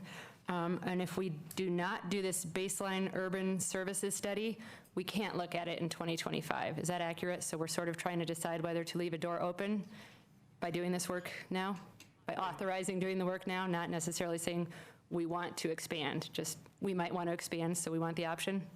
Correct. Sometime between now and 2025 to make that work. Thanks. Okay, ready to move on. All right, with that, so the comp plan lays out that we work with our county counterparts to establish the process and schedule. A key part of the midterm update would be to open this public application process. That also includes a screening process to make sure that these are typically small land use changes that would need to be things that we can evaluate with current resources in alignment with our current comprehensive plan and compatible with adjacent land uses. And so we would come back to you in the probably the early part of the second quarter with that screening process from the public application process. Okay, process and schedule. First quarter, we would kick things off, get things started, and as I mentioned, back to you probably early in the second quarter with the screening process, and then within the third and fourth quarters, depending on the breadth of the changes that are on the table, do our analysis and design community engagement processes that fit those changes to be able to come back and hold public hearings and adopt changes and be complete with the midterm update by the end of 2020. The planning board, we talked with them 2 weeks ago about the same process, and they were in very much support of keeping our housekeeping items and keeping the scope limited for the midterm update. Again, similar reaction to you as that here we are 2 years after the last update, and so very much in support of keeping those deep dives into our comprehensive plan policy issues at the 10-year intervals. And then taking a look at that action plan, realizing that we have accomplished quite a few things on the action plan. A lot of the code changes and started with the area planning and sub-community planning, but we do have quite a few things still to go and want to stay focused with our resources on those. So with that, we would be happy to talk about any questions or comments that you have about the midterm update. Bob, and then Adam and Aaron. That chart was really helpful to show what we've, and actually it made me feel pretty good because you have done a lot of work. You, staff, have done a lot of work, which is great, but it's also nice to see that we actually set out for ourselves a roadmap about 2.5 or 3 years ago and actually are kind of more or less following it. But there's still a lot of things on our to-do list. And one of the things that's on our to-do list that you mentioned in passing in the memo, I just could be wonder if you could drill into a little further is TVAP 2. I guess this is a two-part question. What would be, the ideal timing around that, and how would, if at all, this tie into a 2020 midterm?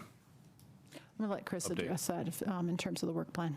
Sure. I'm sure this So- is the Transit Village Part 2, Phase 2, yeah. Yeah, so Transit Village area plan, think 30th Street to Foothills Parkway, Pearl Parkway to Valmont is the geographic area. Phase 1 was from 30th Street east to the railroad tracks. So the final piece of that area is the 30 Pearl site, which will break ground here this month. And so Phase 2 includes, there's a series of properties west of 30th Street, part of which the city is now a property owner for the new Fire Station 3, and then everything from the railroad tracks east to Foothills Parkway. So in the plan, we've already laid out what the future land use would be, but we didn't implement those land use changes because that holds back rezonings because we wanted to phase the redevelopment over time. What we are proposing actually is that we move forward and we break Phase 2 into two pieces and do kind of a Phase 2A or a Phase 1B, however you want to phrase it, for the properties west of 30th Street, and bring those land use map changes and rezonings forward probably in the first quarter of next year. That will also help. There's a key transportation connection at Bluff Street that we didn't know what the exact alignment should be, so that's why we pushed it to Phase 2 in the plan. We're now the property owner next to that, where that transportation connection should be for our fire station. We have worked out with the adjacent property owners, hopefully an alignment that will work. So if that is the case, we'd like to bring that forward so we can make sure that that transportation connection occurs. And then talk about the rest of Phase 2 in the future. I think a thing to think about, and we could talk about it in terms of the work plan, is do we want to just implement all of Phase 2, or do we want to step back and make sure that the land uses that we envisioned back in 2007 are still the land uses that we want in the future in Phase 2? So I think there's a bit of a conversation we might want to have before we just move forward with implementing those. We could do that as a part of the comp plan update, or we could make that a work plan item in the next couple of years. Okay, and presumably, if you do recommend breaking that into 2A and 2B, I'll call it, you'll also share with us the interdependencies, or maybe there's not. Maybe they're very cleanly, and we should have called it Phase 1, Phase 2, Phase 3. But to the extent that there are unnatural things we have to do to break that up, you'll let us know that along the way. We'll let you know. And the biggest thing about Phase 2, there's criteria for when we can start Phase 2 in the implementation plan. The biggest one is there are a fair number of infrastructure projects that will be necessary in Phase 2, and we don't have a financing plan for that infrastructure. And that's part of what made Phase 1 successful, was that we had a financing plan for it. So we'd want to figure out what that financing plan is. I think we have that for Phase 2A, so we can bring that info forward. Thanks. Adam? Sure. My major concern is within the timing for the community engagement and the public hearings. Q3 is summer and back to school. Q4 is essentially holidays. And those are the times when it's least likely for the public to engage, and it's something as important as a what is the proper term? Midterm? Midterm. Okay. To the Boulder Valley Comprehensive Plan, having proper public engagement within that process, I think, is super important. So my suggestion for this is, if we keep the scope small enough, could we move that up a little bit into the months where more people are a little bit more free and open to engage? Probably depends on how many applications we get. So really the community engagement would be around those small land use changes or anything that comes through the public application process, because the rest of the tweaks are things that the councils have already adopted, or are map changes to reflect annexations that have occurred. So things that don't require extensive community engagement. If we do have really site-specific community engagement, we can design those to make sure that the folks that are in those nearby adjacent areas have full opportunity to understand the analysis and to weigh in. We don't, part of the purpose of this is to make sure that through that screening process, that those aren't like really big changes, things that are, would require a big community kind of effort. So depending, and we can come back with a proposed schedule to try to make sure that it's really, when we have that screening process, to what we think about what that community engagement would look like. Because of course, we would want to make sure that we weren't doing this in times that it was not really convenient for folks. Thank you. Yeah, I mean, they're really trying for the first time to get an update done in the year that it's named after. So if we can move keep that if we can requirement move it up, we will try to do that. Right. Aaron. So, Chris, I'll pull you back up to talk a little bit more about TVAP. That was good to know you're thinking about doing the 2A on the west side of 30th. So that does seem ripe, in particular with the city-owned parcel, and then there's, I know, the affordable housing redevelopment that people are interested in over there as well. But in terms of the other part of Phase 2, the east of the railroad tracks, which is a bigger area, so to what extent, we might want to consider land use map changes, right? I think which was partly to your point. You said, well, we did that a while back. Is that still kind of what we're thinking about over there? So would we need to do that this year, or could we say, hey, let's kick off a process that goes into 2021, or are we good to kick something off this year, I guess, in 2020? Is that good enough? I think if we were to reopen the land uses in Phase 2, that is a somewhat significant work effort. Sure. And so I think we may have a staff resourcing trade-off conversation that we would need to make if we wanted to start it this year. But we could do it, say, kick it off in the end of 2020 or in 2021. And in the comprehensive plan in the update section, if we adopt an area plan, we can implement land use map changes at the same time we adopt the area plan if we want to. We have that authority through the comp plan. Got it. So it's really more of a work plan question than a get it done during the midterm update. Yeah, we have the ability to still update the land use map in the comprehensive plan outside of an update cycle if it's tied to an area plan. Great, that's good to know. And I hear your point about the financing. That's a pretty big area, might need some new streets and things like that. But there also might be some nearer term things that didn't require larger investments. So anyway, I'd like to talk about it at the retreat anyway. Cool. Anybody else?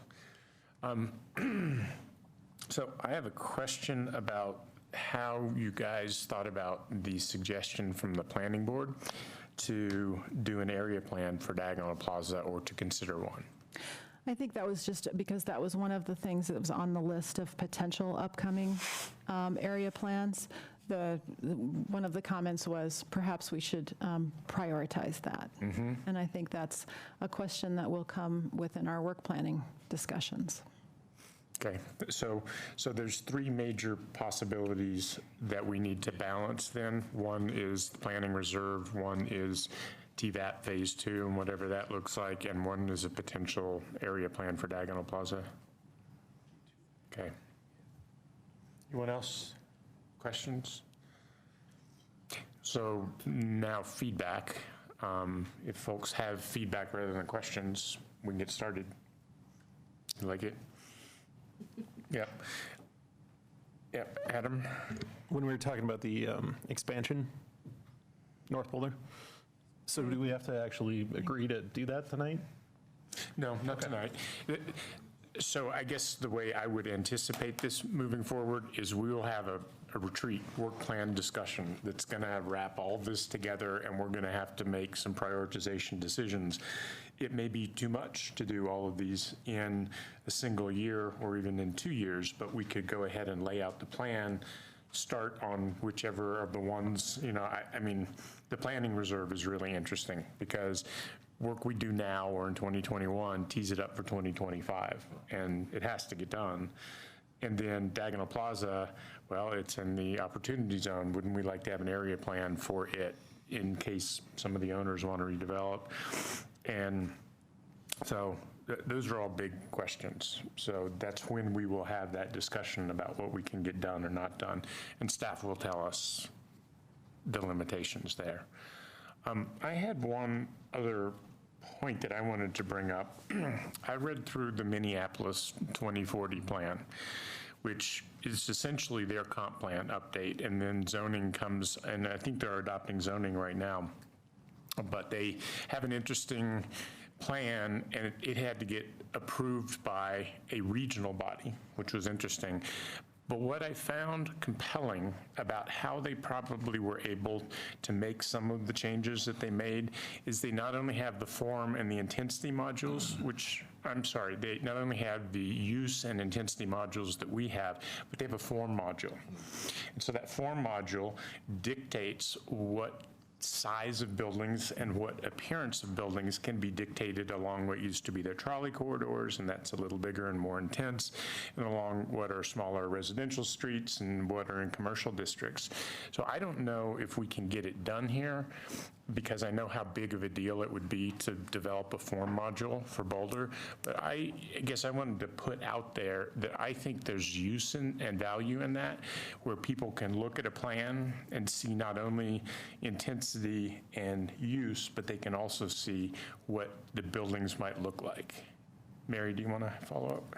Well, I guess a question along those lines would be, wouldn't that be something that would be occurring as we move through the sub-community plans? Yeah, no, I mean, that's a great idea. I just wanted to get staff thinking about, you know, is a form module, does it have to be a sub-community plan based thing? Or if we have similar zoning districts, you know, around the city, we could have a conversation saying RL1 has this form, because I believe that's what it is in Minneapolis. Yeah, I think it's a really interesting thing to think about, because that's what we hear from neighborhoods a lot, right, is, well, what can happen in my neighborhood? And that's really the power of sub-community planning, is that we get into a smaller geographic area of the community and talk about what do we want the future of that area to be. Those are the great conversations we're having in East Boulder right now with the East Boulder sub-community plan. We have, in our zoning code right now, it's built in a module system, with use, form and bulk, and intensity. In our form and bulk regulations, when you couple what we all refer to as the compatible development regulations along with our solar regulations, it makes it really, really, really hard to essentially anticipate what the form of a building will be for any geographic part of town, because it's so site-specific. Where we have a bit of an advantage is in Boulder Junction with a form-based code. It gets a little more prescriptive in those areas. So I think it'd be interesting to explore what are the different tools in the toolbox to help paint that picture of what can buildings look like in my part of town or in that part of town. And so I think that's something we could explore further. So very much like what you did at Alpine Balsam, where you had different prototypes that are the kinds of buildings that could go in there. So it wasn't being real specific about this is exactly what you get or that's exactly what you'll get, but that these are an array of building types that you might see. Yeah. And so in Minneapolis, the duplexes look a lot like single-family homes in the residential neighborhoods and the triplexes, which they allowed. So I just thought I would put that out there since we're talking about. Great point. About it. Okay. Any other feedback? Great. Thank you, guys. Thank you very much. If we get it done in 2020, we'll all be psyched. You just cursed it. All right. So I think this moves us into discussing the resolution. And so I had a conversation with Mary earlier today, and I thought it might be interesting to have this resolution put in context of the bigger body of work that's going on, because this is only one piece of a plan that seems to be coming together. Mary, do you want to talk about that? Yeah, so this is actually one of the deliverables that is a result of the GARE work that's going on. So the first one is this resolution, and the second one is the racial equity plan, of which there is a draft. And for the racial equity plan, there's actually a working group that's been getting, it was 7 people, it's down to 6. One person had a family emergency and needed to drop out. But they have been thinking about how that engagement will happen for the draft plan. And they met about the particular resolution.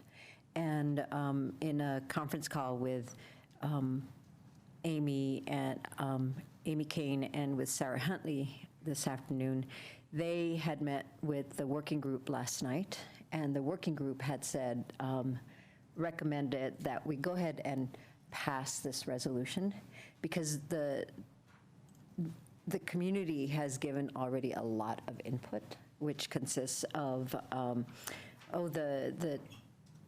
the testimony that happened in 2018 in front of the Human Relations Commission.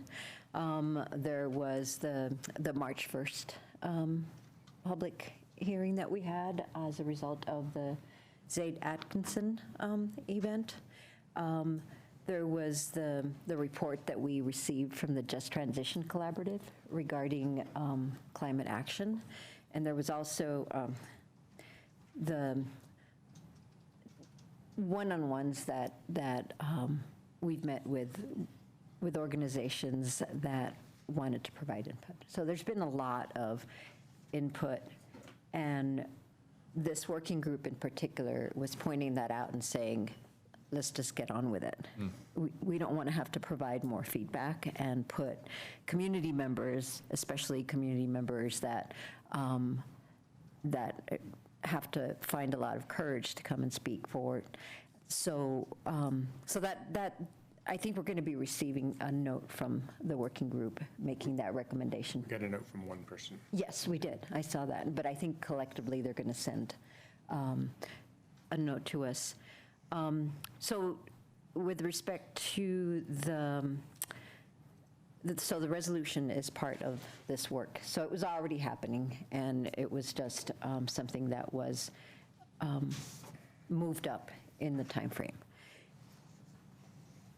The racial equity plan is planned to have a really robust community engagement so that we make sure that we're not missing anything, make sure that it captures all the input that we hear, that no important elements are missing, or that, and also how we prioritize the work. And that engagement is going to occur sometime in the first and or second quarter of 2020. So it's coming right up.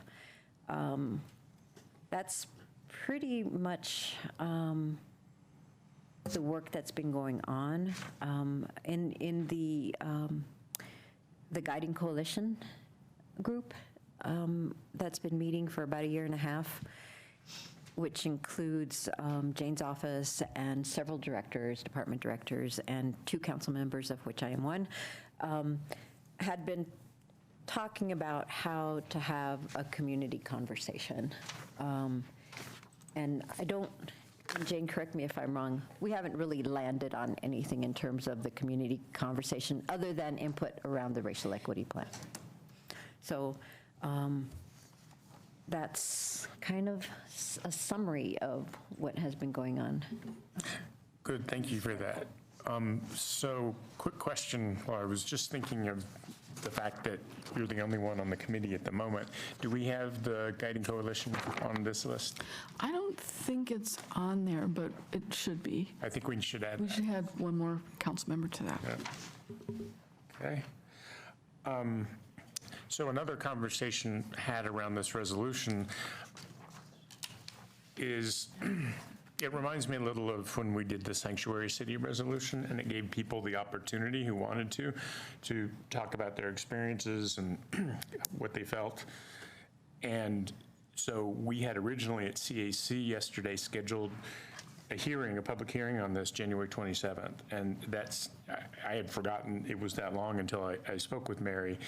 So I looked at the schedule for the 17th of December, and it sure seems like we could put a public hearing there because there's a fair bit of cut and dried kind of work. We're going to be looking at building codes and intersection codes and things of that nature. So I just want to put out there that if we choose to let the community read this for 2 weeks, we can have a public hearing and have them come and do input. I see the only other process option as moving this onto a matter to be adopted and having a vote on it for adoption. And so I'm open to the will of council. I thought it might be an opportunity for people to really absorb this. It's a complex document, but we can go ahead with it if that's the will of council. Aaron? I think that sounds like a good plan. I would like to get public input for sure before adopting something, but I'd also like to have it be sooner rather than later. Late January felt way too late, so I'd definitely support that approach. The public hearing, and then we could hopefully adopt something that evening, unless the feedback that we got was just, you really need to do a lot more work, in which case we could put it off a little longer. Yep. Rachel? So I was at the CAC meeting where we talked about it, and I didn't remember the 17th having a lot of room on it. So what I was thinking was, and you're saying it does, I guess, but I thought maybe the 19th we could have a special meeting as another option. Bob's against it. I wouldn't be the only one. It's not my opinion that it has a lot of room on it. It has some things that I think we could move to later if we take a look at them. I mean, the road design and construction standards, I kind of feel like we want to move forward on because that's pretty current. I'm not sure about the building energy codes being quite as important. I would ask Jane, do you know, or could you find out? I could find out more. We've wanted to get them done this year so that we could move on to the next level of things. But I'll find out before CAC on Monday and let you know. And certainly if this particular resolution were not on January 21st, the design code could move there, and that's only a month. Right. So I actually don't think that will be a big problem, but I'll ask. Okay. Okay. Yeah, and there was a landmarking as well. Does that have a time limit to it? Usually they do. Yeah, it's usually 30 days after the landmarks board. Okay, so yeah, we would need to do that then. But, yeah. Usually. Any more discussion around this? It's out there. It got posted on Hotline today, and so it's in the public sphere. I've had a couple looks at it. It looked good to me. We got some feedback from Rachel, some of which I think got incorporated, and Mary, of course, and I and Aaron have given some feedback as well. I just have a question about, so we're going to tee this up, sounds like 2 weeks from now, which is fine, and I support that as well. I do worry about making sure that we attract the attention of people who are sometimes overlooked, and I don't have an idea here, I'm just stating the challenge, which is to make sure that we get the word out that this is something that we're welcoming community input on.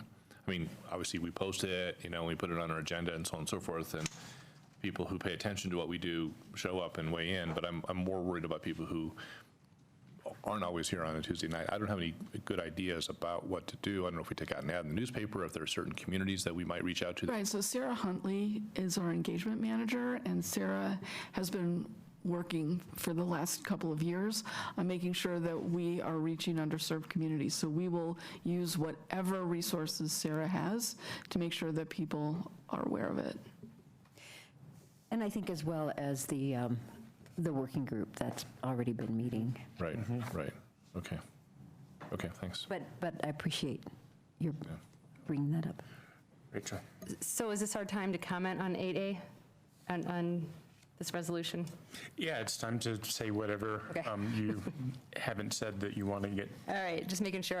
One thing I wanted to push for whatever training and education we commit to be mandatory for council members if possible, and if not, to come with a deadline and with notice to public of when council members complete the training, so that one of the commenters said, I think only 5 of you went to training or something, and I think that members of the public should know whether we participate.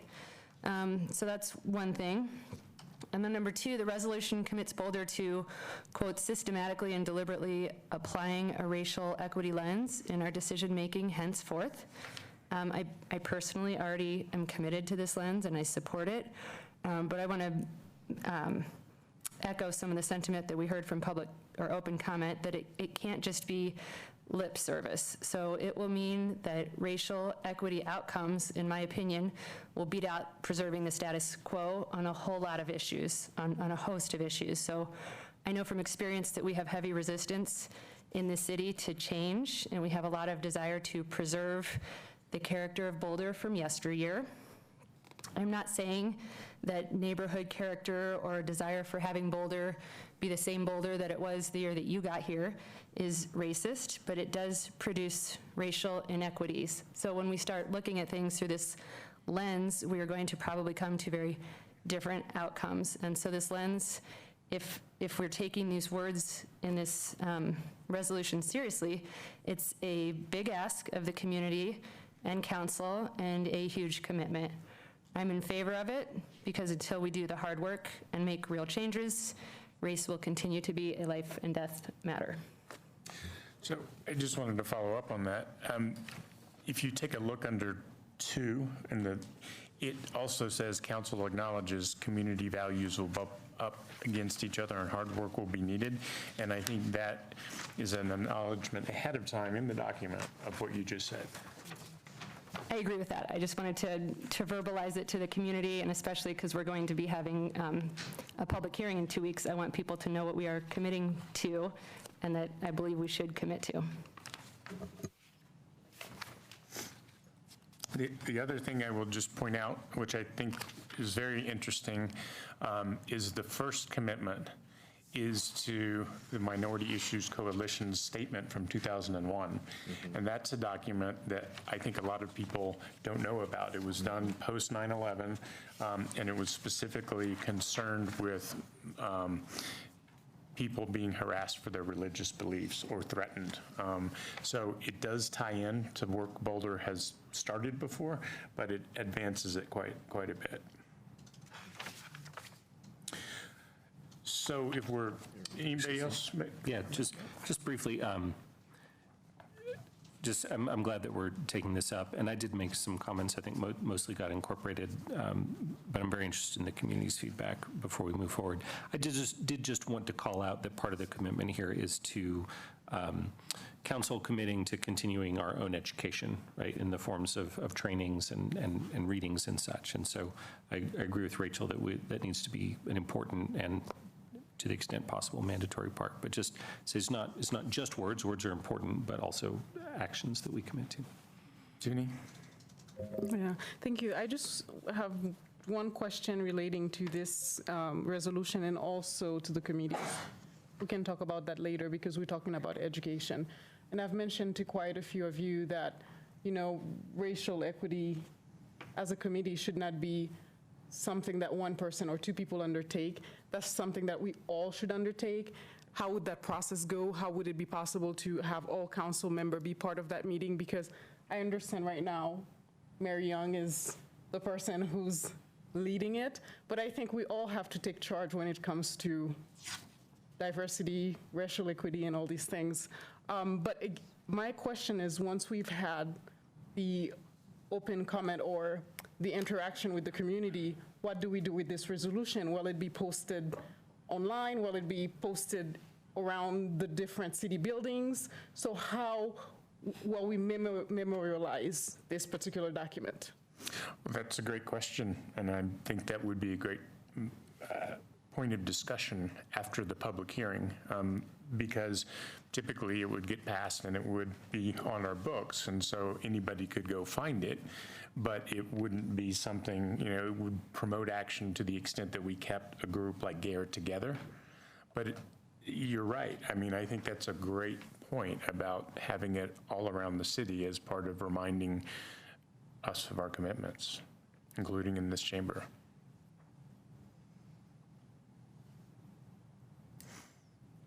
Anybody else?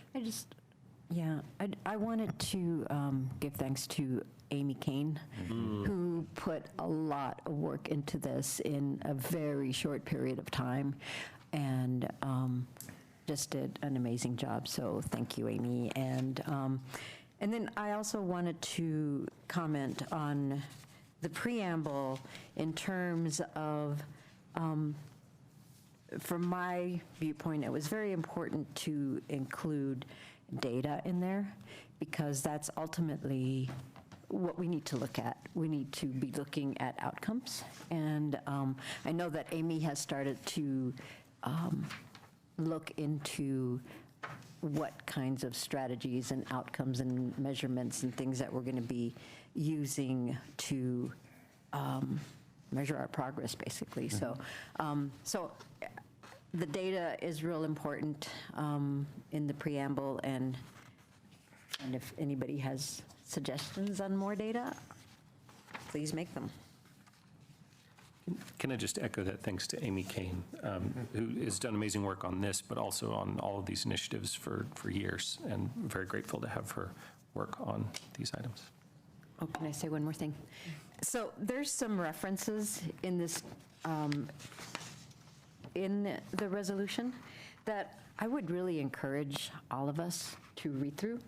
I think they're very illuminating, and you know, as the community looks through this, I would encourage the community to read through these as well. So that's all I have. Anyone else? Okay, good enough. Then we'll have this in the CAC will figure out for sure, but likely this will be in the packet under a public hearing for December 17th. And we'll do public outreach to make sure that it's widely known. Great. Great. Your next item is your committee assignments. There's a new sheet that we handed out earlier today. You should have, it is almost complete. The State Highway 119 Coalition is not on there, and the State Highway 7 Coalition is not listed on there. And the racial equity one is on there. I missed it when I was looking at it. So where is that? Oh. It's under internal city committees. It's the last one. So the reason I missed it too is, does it call itself the Guiding Coalition? Yes, it does. Okay, so maybe we'll title it that way. Okay.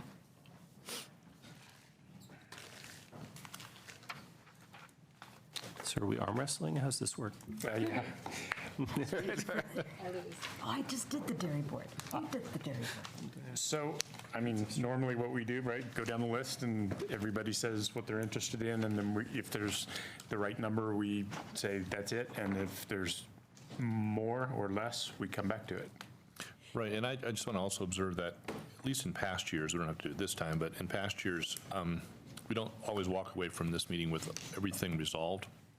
I remember almost every year in the last 4 years, we've had 2 or 3 or 4 committees or assignments where a couple people wanted to do it, and or maybe somebody wasn't in the room and we took it offline. And so nothing has to be decided tonight. We should try to get as much of this done tonight, but if there's a couple things that we need to park and revisit in a week or two, that's perfectly fine. So I just wanted to maybe set that as a stage. We should get as much done as we can, but if 2 or 3 people really want to do something, then they should have a conversation separate from tonight.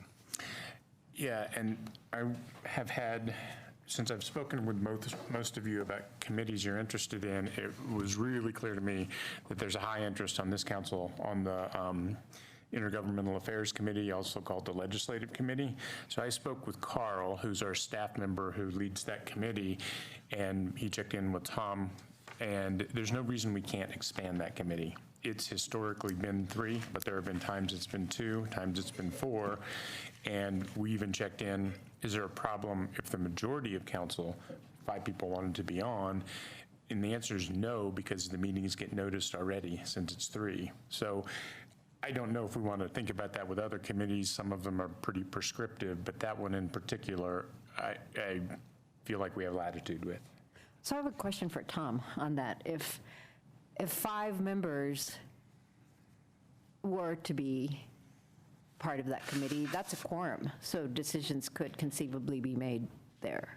Is that, is there an issue with having There's a not an quorum? issue. I would assume you wouldn't. But as Sam said, that the current committee meets all the requirements for a council meeting. It's noticed just as a council meeting is. So whenever you delegate authority to a group of more than 2 council members, we treat it as a meeting. So yes, you theoretically could make decisions there. I wouldn't advise it, but it would be legal. Okay. Just wanted to point that out. But, you know, I think for us to take up an agenda item, it would require 24 hours notice, right? So if the 5 council members got together to talk about legislative issues and they all said, hey, why don't we change the name of the municipal building? They would have to notice that and do it at a later date. So noticing does include the agenda for the meeting, but obviously, yes, if you're going to add something like changing the name of the municipal building to the Sam Weaver building, then, good idea, which has a ring to it, yeah, you would want to provide prior notice of that. Okay. But I actually do have a suggestion for a name change for the municipal building, but that's another matter. Different. Okay. All right. So shall we just start at the top and go down the list? Rocky Mountain Greenway Committee, that was one of Lisa's favorite because it's about connecting Denver International Airport through Rocky Flats to Estes Park. So Mirabai, you've been the alternate on this. Do you want to? I'll become the main person. Okay, and would somebody like to step in as the alternate on this? Okay, seeing none, so Carl Castillo will be the staff alternate then. All right. Boulder County Consortium of Cities. Lisa always did that to keep connected with the county, so it's all the cities in Boulder County meeting. I think they meet every other month. Every other month. So that's a really good way to get to know the leadership in the other cities as well as what the county is working on. We will have transportation issues and affordable housing issues that this group will be talking about because there's discussion ongoing of how can we fund those at the county level. Interested. Okay. Anyone else interested in this? Mark, Adam, okay. And is that a member and an alternate rather than 2 members? It looks like, and so we'll come back to this and see who wants to be what when we get there. Okay. CML Policy Committee, so I'm gonna probably ask to do that. If that's okay, it's going to be, that's what Mayor Jones did. It meets, I think, 3 times a year, meets in October, December, and February, and its entire focus is state legislature issues. Yeah, so I think there's 2 votes. Yes. For that. Yes. And Carl can be the other vote. Yes. I went once, and I found that a lot of the issues there were already had recommendations from staff. And so basically you went there and read the recommendations from staff and then just raised your hand. So it was 3/4 of a day to go down there and do that. And so I felt like Carl could do that just as easily as a council member. If the other council member just wants to read through the staff recommendations, I think that would probably be good feedback. But I think I just wanted to bring up that it's 3/4 of a day going down to Denver, and it is time consuming. 3 days in the year. So if your interest is legislative affairs, it could be interesting. The other thing I'll say is the reason we get 2 votes is because we're above 100,000 people. So any city above 100,000 people has 2 representatives available. If anyone's interested, raise your hand. Otherwise, I'll do it with Carl. Okay. Dr. Cog. So I am interested in continuing this. I've been doing it for 4 years and going down to Denver twice a month, and feel like I'm reasonably effective there after the 4 years I've been there. But Sam, you probably don't want to be the alternate anymore, right? So I don't. I'd be happy to work with somebody else. Anyone else interested? Jeannie, I got, yeah. Good. And just so you know, Jeannie, I went down 1 time. So, but you can go if you want. You're welcome to go, but we only have 1 vote there. Yeah, you're welcome to come with me anytime, but we do only get the 1 vote. Yeah, I have a pretty good attendance record. Not to brag. So Metro Mayor's Caucus, that has to be me. National League of Cities, this can be as many council people as are interested, so Junie, Just so you know, I applied. did you? Good. Oh, I applied too. All right. Yeah, and we'll get those committee appointments you all applied for pretty soon, 2 or 3 weeks. It's not very long. Yes, some cities bring practically their whole council. Yeah. Many cities bring their entire Fort council. Collins brings a whole bunch of people. Yep. I just have a question about this. Can people tell me what committees they applied for? Because that's something useful to do sometimes is coordinate. Yeah. Community development, okay. Rachel, would you apply? I'm looking. Okay, I believe I did community development as well. okay, That's fine. that could be fine. I applied for reappointment to IT and Communications. And I applied for the Energy, Environment, and Natural Resources Committee. And we can all go to the university committees meeting, so it's informal, yeah. I applied for council, the real council, Right. Which council did you apply to? the real one. Oh, real. Okay, real. Yeah. Got it. It's the racial I missed equity it. I and missed it. Yeah, I should have. A and L. I don't remember what Yeah. A and L were for. Race, equity, and leadership. I think it's and.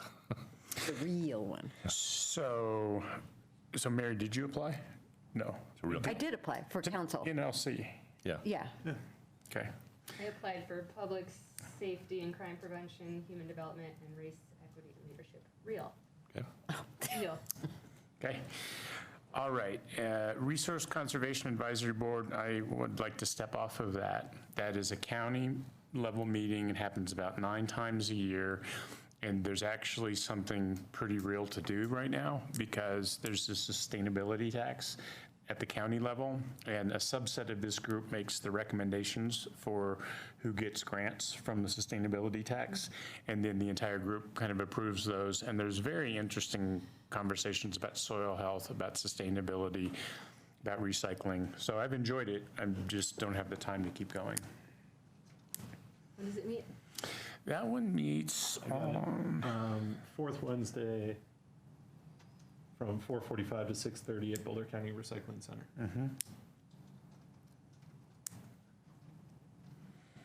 Interested? It conflicts with the standing appointment I created. Okay. I'll do it. You will? Okay, Adam, thank you. Adam.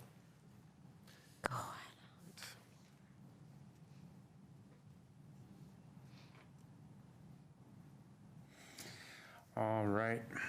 Rocky Flats Stewardship Council, I hate to do this, but I'm going to step in for Lisa, but I'd like somebody to step in as the alternate, so I only do it for 1 year. I'll do it. Do that? Okay.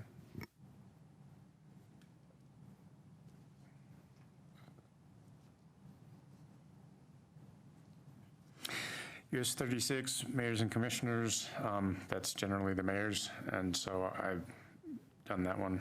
It's pretty eye-opening, actually, meeting with RTD the day that David Genova resigned. Commuting Solutions, so you're on that. You okay with staying on that? Anybody want to be the alternate for the Commuting Solutions group? I mean, you won't go very often. If Mirabai is going, the alternate thing would be pretty weak. Okay.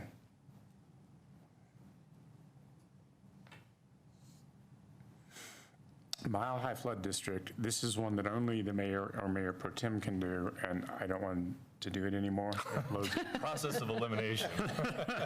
it blows a very big hole in your day as well. It is the best part of being mayor pro tem. Yeah. Group.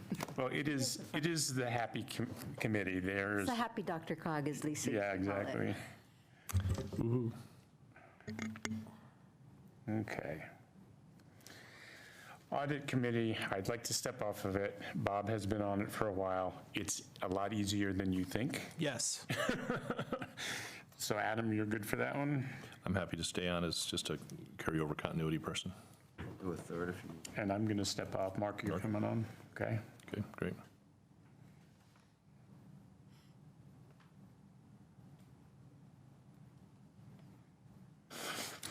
Boards and Commissions Committee. I want to step off. This is an important committee. It kind of makes sure that we're well connected with our boards and that the boards are running smoothly and that the staff is supporting the boards. So if Mary's coming off, Mirabai, will you stay on? Okay. So we need somebody to sign up.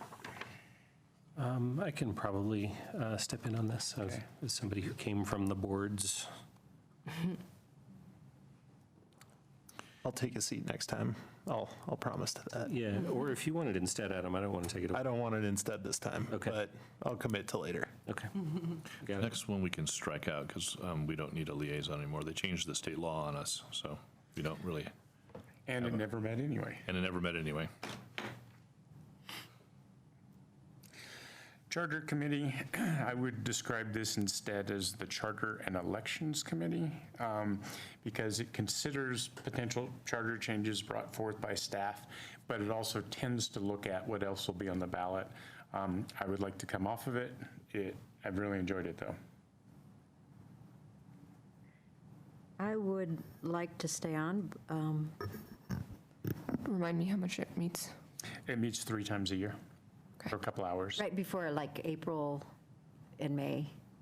Okay, I think I can do that. Okay. How many does it need? 3? 3's best. Functions pretty well with 3. And the other thing is, and it's not just charter changes brought forward by staff, it's also council members can bring. And what comes from the public as well gets run through there. Are you still looking? I'll do it. Yep, thank you. Okay. Council Retreat Committee. You two have been doing a pretty good job.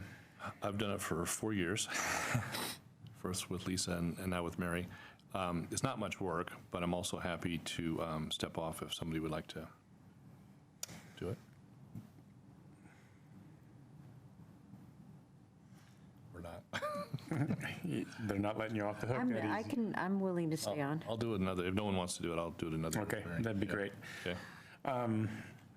The Employee Evaluation Committee, this is much more involved than I appreciated when I first came on it. So, and there will be stuff we need to bring to the council to decide. And so I'm going to stay on this one if you guys are willing, but I would really like to bring somebody on. And I'm willing to do it. Okay, yep. And train them because I will want to go off in a year.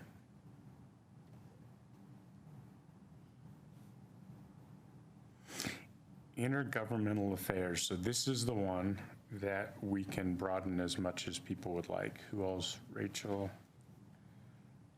Bob? Since I complained, I have to now fix it. Yeah, no, we're just not going to let you. Mark? And Aaron, you're still on here. Yeah, I'd like to stay on, just to fight Bob's efforts to shrink the. And Junie, okay, so this will be in fact 1, 2, 3, 4, 5, 6. I just want to state that I want to be on it, but I'm going to stay off this time. Okay. Just for the sake of not having another council meeting altogether. Promise not to talk about you, Adam. Yeah, and these meetings tend to be about 75 minutes long, and they tend to occur right before the legislative session and then right afterwards. And our lobbyists come and they brief us on what they think is going to happen, and then we debrief what did happen. So that's that. School Issues Committee, there seems to be some interest in a meeting. So I've been on this for 6 years, and we've met twice. You know, I wonder if we need the, yeah. I mean, we got an invitation from the school board to have a joint meeting, which I think is a great thing. We do that with CU, we do that with other groups, so we should do that with them. But I don't know if we need a standing committee, Mary, unless you think we do. And I'll also point out the mayor meets quarterly with CU and BVSD and other leaders, so we have that as well. So shall we strike that committee? People have an opinion? Mary, do you have an opinion? No, I'm fine. Either way works for me. And either way, I'll stay on or come off. It doesn't matter to me. I would probably strike it just to keep the number of committees more manageable. I think you should strike it. The main reason that we had it before is that we formerly had an excise tax that was dedicated to spending money for schools, and we don't have that any longer. KC facade. No money, no meaning. So what's this, is this hill revitalization, so that's the neighborhood piece, and then there should be a hill revitalization commercial committee as well. I believe that the commercial committee wants to disband, and that this committee wants to continue and very, very much wants a city council member to be a part of it. So I was on the commercial side of this, and it was fine. I thought there was some interesting work. I was hopeful that they would do a bid, the equivalent to a business improvement district on the Hill, but they could never get the momentum. So would you like to be on this one? I was just going to ask when it meets. This one meets quarterly? I think it meets quarterly. Yeah, I'd be interested. Okay.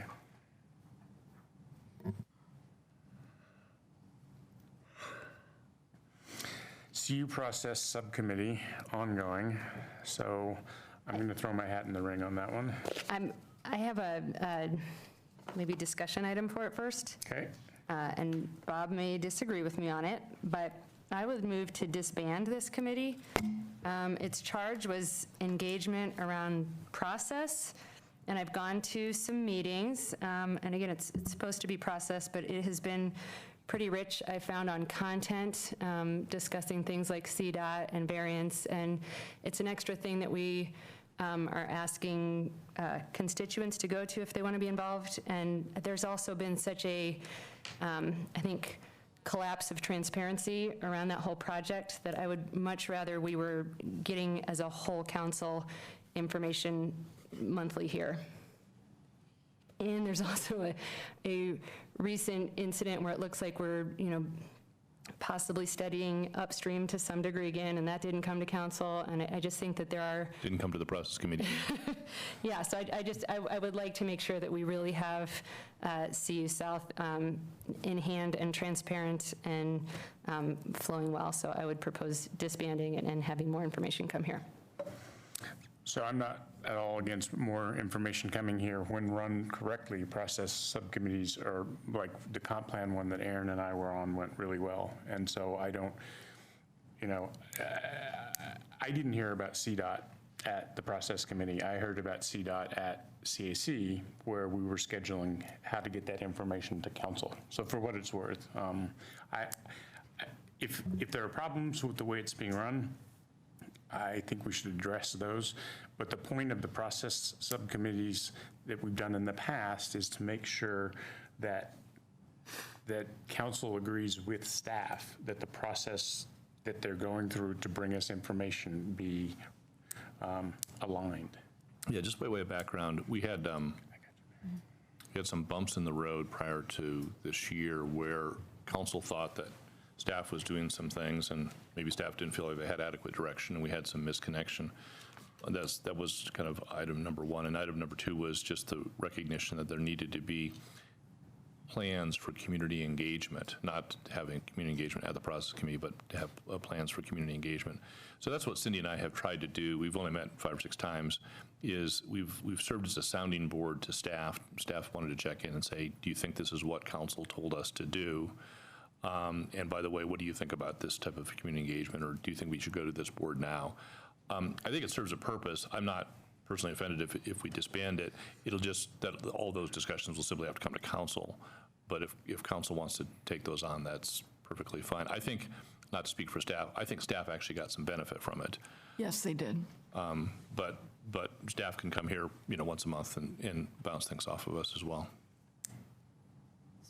Mary? Well, so I've found the process committees really, really beneficial in terms of, and please step in, Aaron, if you feel a need to.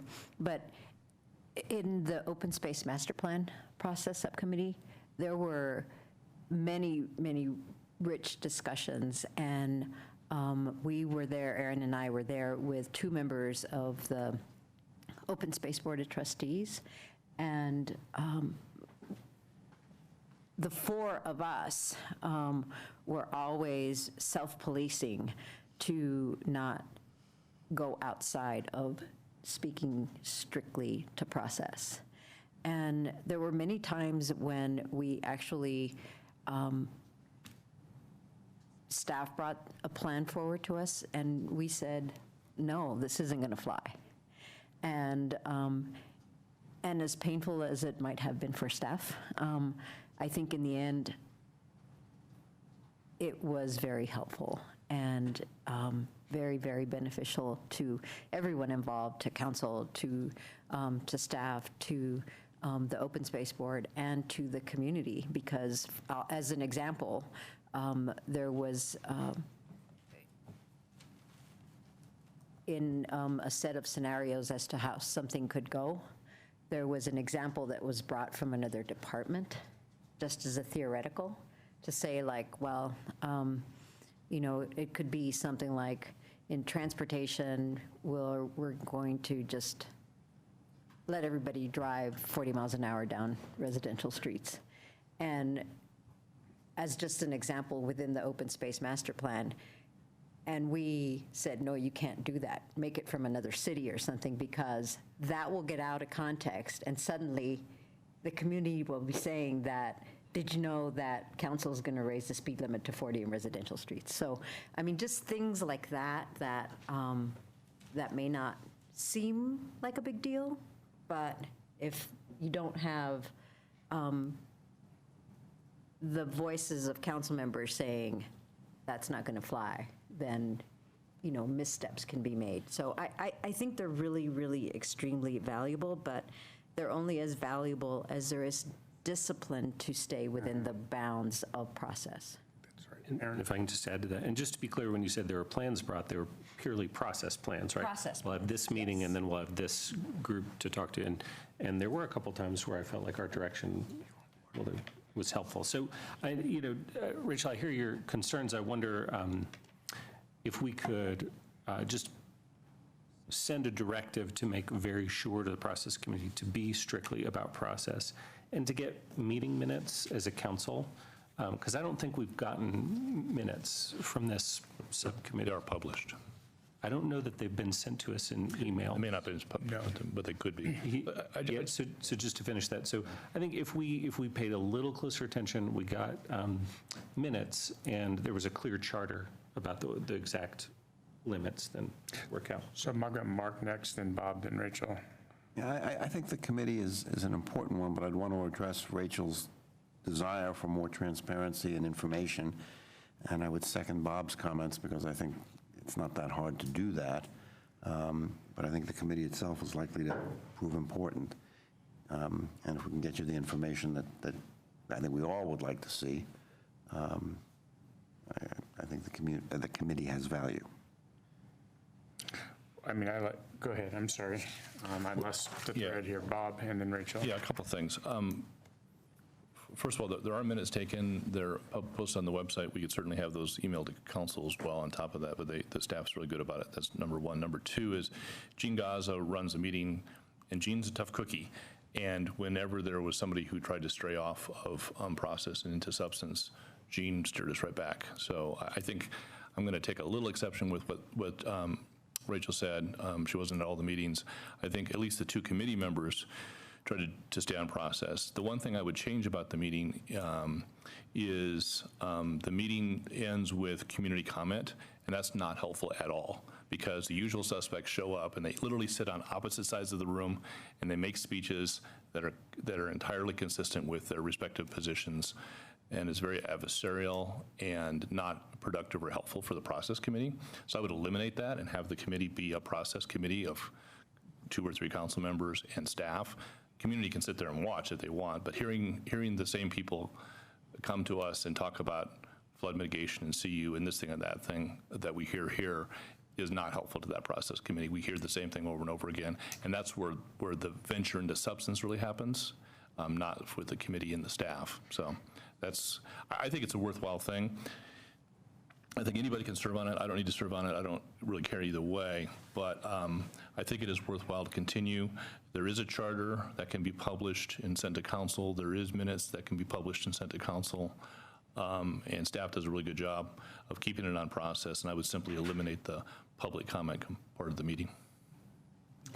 So I was there when public comment included, this is not process-oriented. I also, because I haven't gone to many subcommittee meetings, spoke with somebody who was a former board member and said, are you finding that this is in line with how subcommittee process meetings work? And that person said, no, this is very much more veering into content. So I take exception with staff was keeping it on track, because it was, one of the things I heard was we need to declare here and now that variant 2 is dead.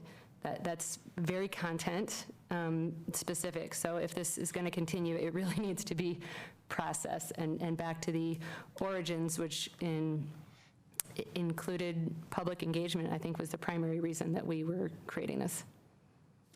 Thanks. So I would like to be on it, and I don't want to get rid of it.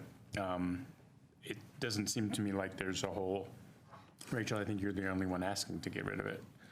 So, Bob, you want to stay on it? I'm happy to stay on it. Okay. I would definitely want to be on it. Okay.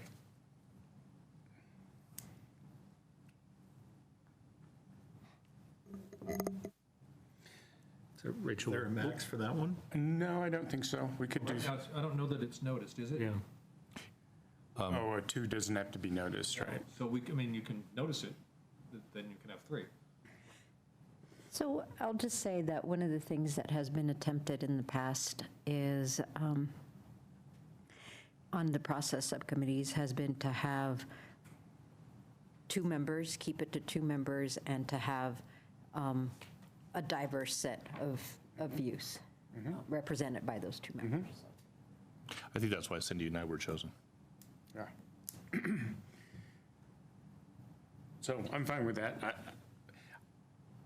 The one reason that I'm hopeful to be on this is to make sure it is processed. That's what I'm really up for.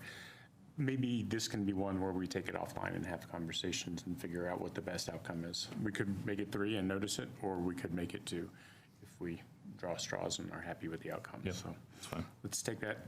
Moving on, Community Benefit Process Subcommittee, that is no longer needed, so that can come off. We adopted what we were going to with that.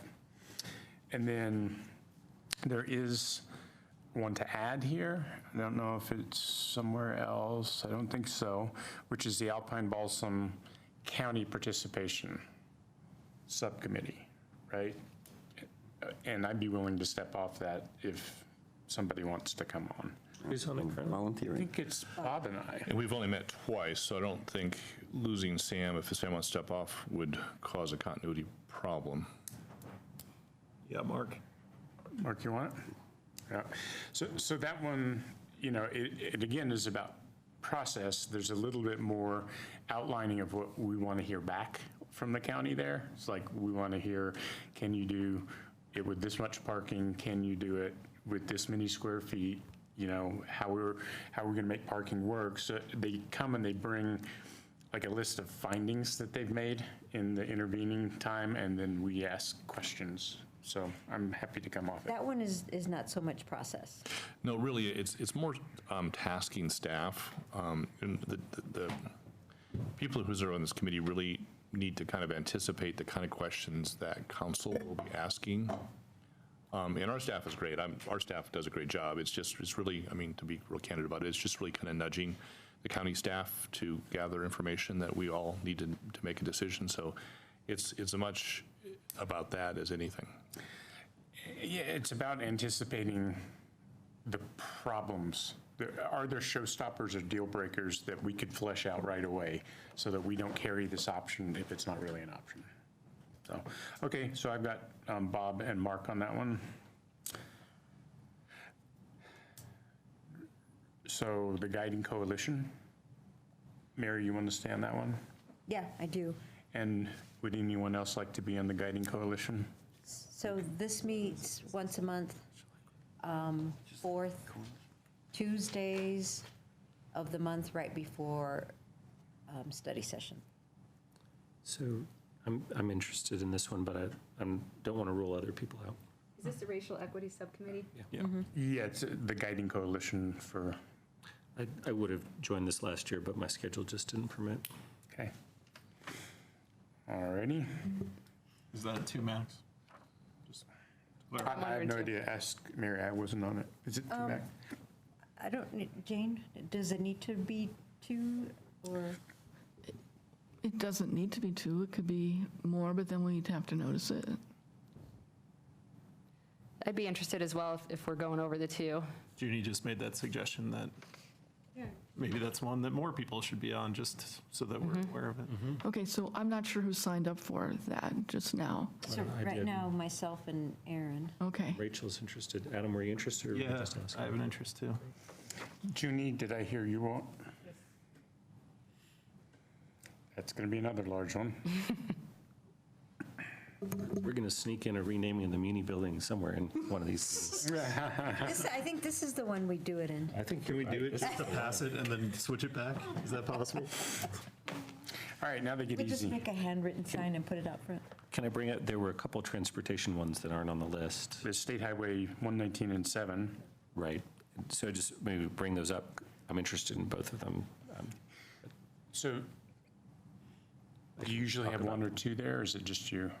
So well, I'll just talk about them individually. So I guess I don't think we have the transportation staff here, but State Highway 119 is, I believe it's just a county commissioner, the Longmont mayor, and a council representative with staff assistants. And I think it's supposed to meet every month or every 2 months, and it's just to try to keep moving the 119 project forward. That's that one. The State Highway 7 is a much bigger one. It's counties and municipalities from Boulder all the way east to Brighton, Broomfield, Erie, Lafayette, et cetera. And so that's a big group that meets, I think, quarterly to move the State Highway 7 project forward. So I've been to that one once. Zan served on both of these. So I was her alternate on at least the State Highway 7 one. But anyway, since I feel like there's some synergy with the Dr. Cog stuff, so I'm happy to do this. If anyone's interested in joining me, that's great too. I mean, the one other person that would come to mind would be whoever got on the, sorry, I'm looking for the Boulder County Consortium of Cities. So Adam. I'll be an alternate. Okay. If for both of them, that's not a problem. Great. Okay. I'll give you the one that's in Brighton at 7 a.m. On a Wednesday. Yeah, that's fine. Okay, and so now we're down to BMOCA board. Oh, this is me again. I'm happy to continue doing this mainly because tomorrow's their holiday party, and I hate to miss it. Okay, anybody else interested? Downtown Convention and Visitors, the Convention and Visitors Bureau Board. I'd like to continue this one. I've been on for a couple of years. I do occasionally miss meetings, however, so an alternate is kind of important. Okay. Anybody interested in Convention and Visitors Bureau? I'm happy to be the alternate. Okay. Adam, you're like the new Lisa. You're volunteering. A lot of them are alternates. That's okay. So Dairy Center, Mary, did I hear correctly? You want to come off of this? I'm going off because I'm going on Chautauqua, so. Okay. You would, Mark? Okay. On the business, I'd like to say on the Downtown Business Improvement District Board, it's actually two members. It's not an alternate. It's two co-equal members. And I never go. But Sam's been a really lousy partner. It was actually Jill Grano and me initially. What this is about is the meetings are roughly monthly, and we present for about 5 or 10 minutes about what council is doing. And staff, Yvette is usually there as well. I learn more from Yvette at these meetings than I do anywhere else. Are they still at 7 a.m.? No, they moved it to 9 a.m. Yeah. And Jill Grano insisted upon that. And then she left. And then she left. So I started on this board when I got on council. It's a really good way to learn about the downtown. And this one actually has a voting function on it. We are ex officio members, but it's a minor government body of its own. It manages about $1.6 million. Anyone interested in joining Bob? Okay, Mark said yes.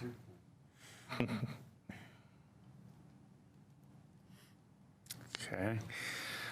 Okay, Boulder Housing Partners, that's kind of a special situation. I think we have a lot of people interested in it, but the board is probably going to contract. We have to approve that, but there's discussions. It's a 9-person board right now, and the executive director would like to see it at 7, and there's 2 resignations. I think a term is ending and a resignation, so this is a convenient time to do that because nobody has to come off who was intending to stay on. And that won't happen until March. Right, and that won't happen until March. So we have some time to figure this out. Bob is currently the representative. I think Bob would like to get off. And are there other folks interested? Mark and Junie? Okay. I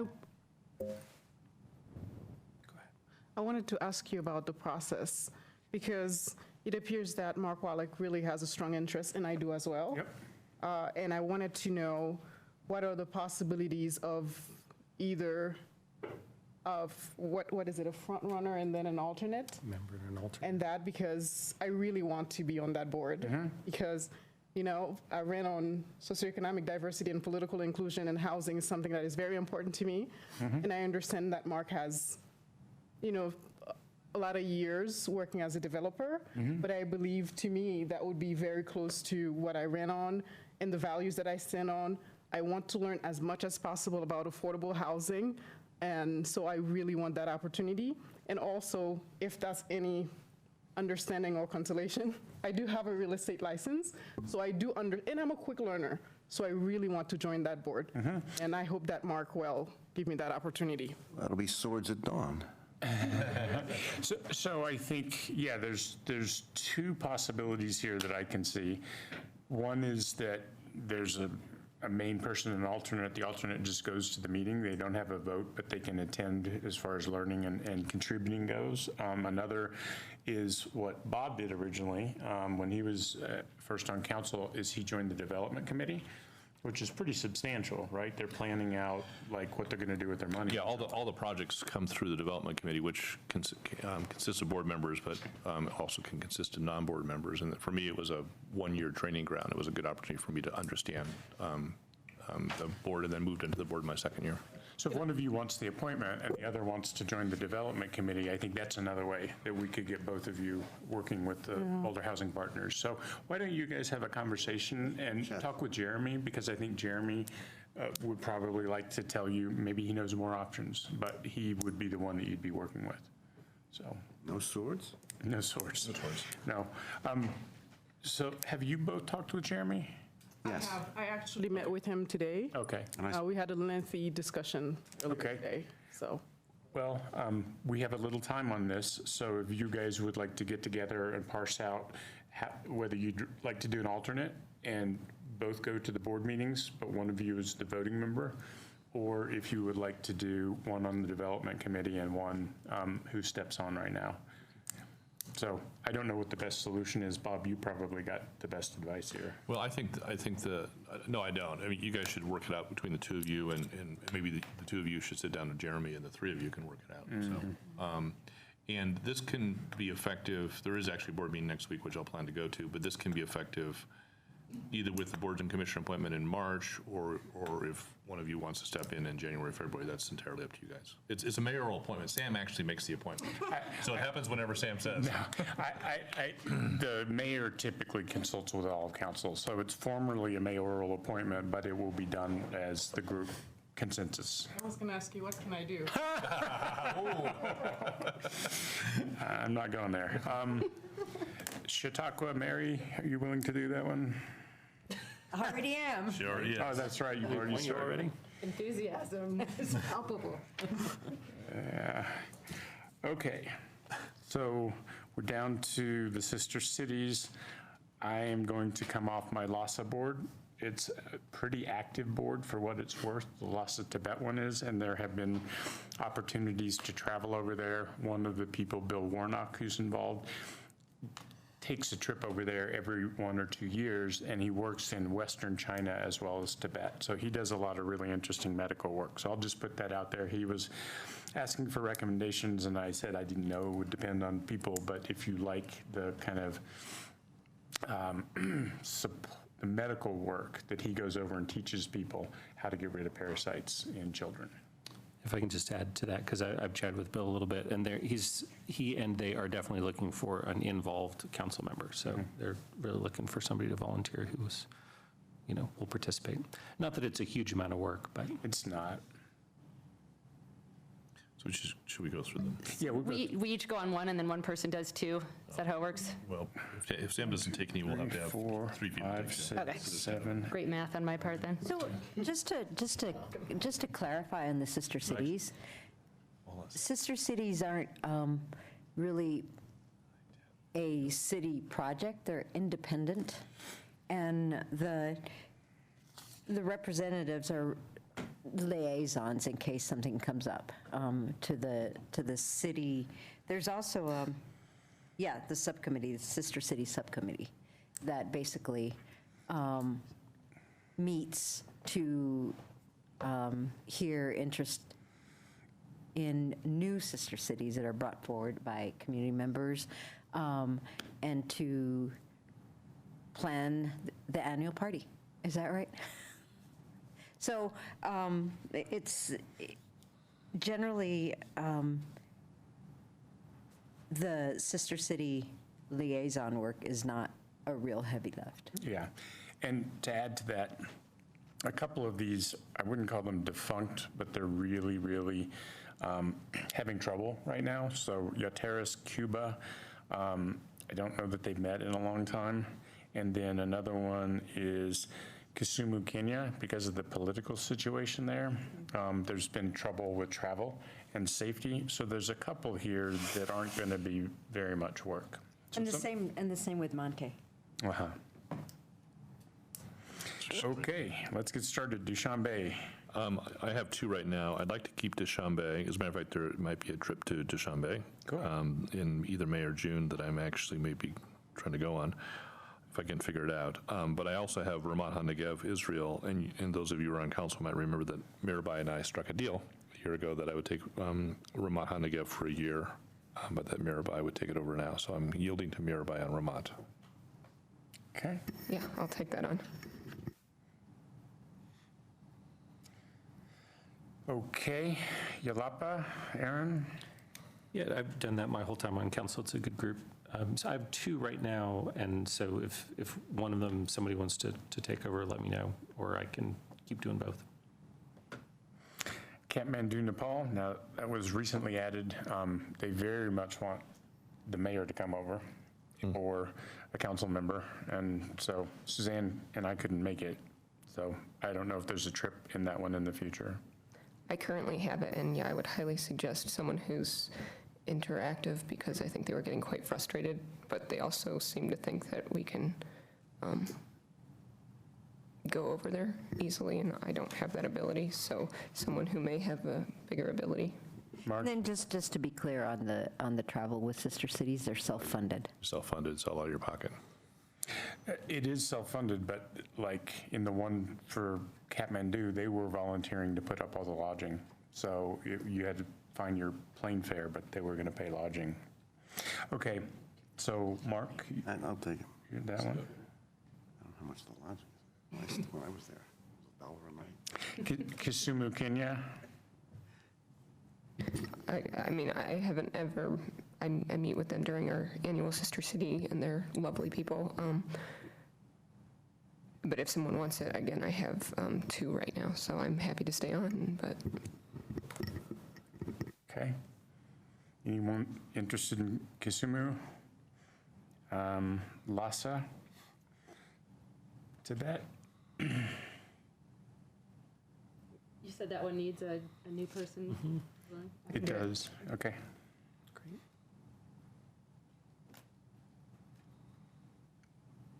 Monte?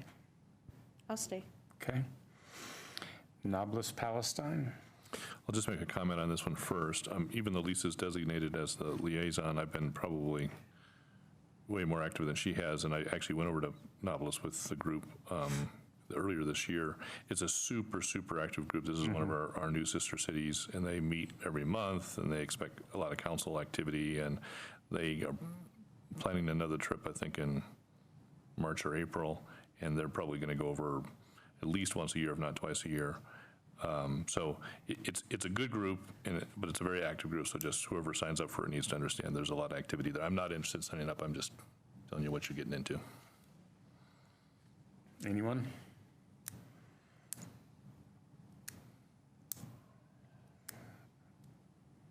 Or maybe I just did sign up. I think you just did. That was not my intention. I understand. Okay. But you came off from Mount Hanagab. I did. That's a trade.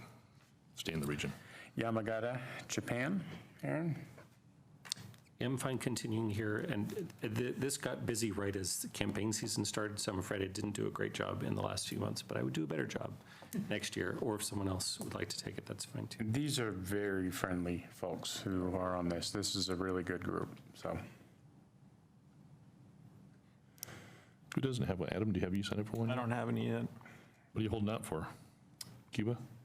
I don't travel that much. Most of these don't. Most of these don't involve travel. Most of these don't. What about Yamagata? Well, they offer to take people, but it's usually. Have you ever gone? Well, so they do one trip every 3 years or so, and they just did one. So I won't even have a trip option. Yeah. Sounds perfect for me. Okay. All yours. Yateris is going to need someone. That's a fairly light lift. Ginny, do you have one yet? Sure. Okay.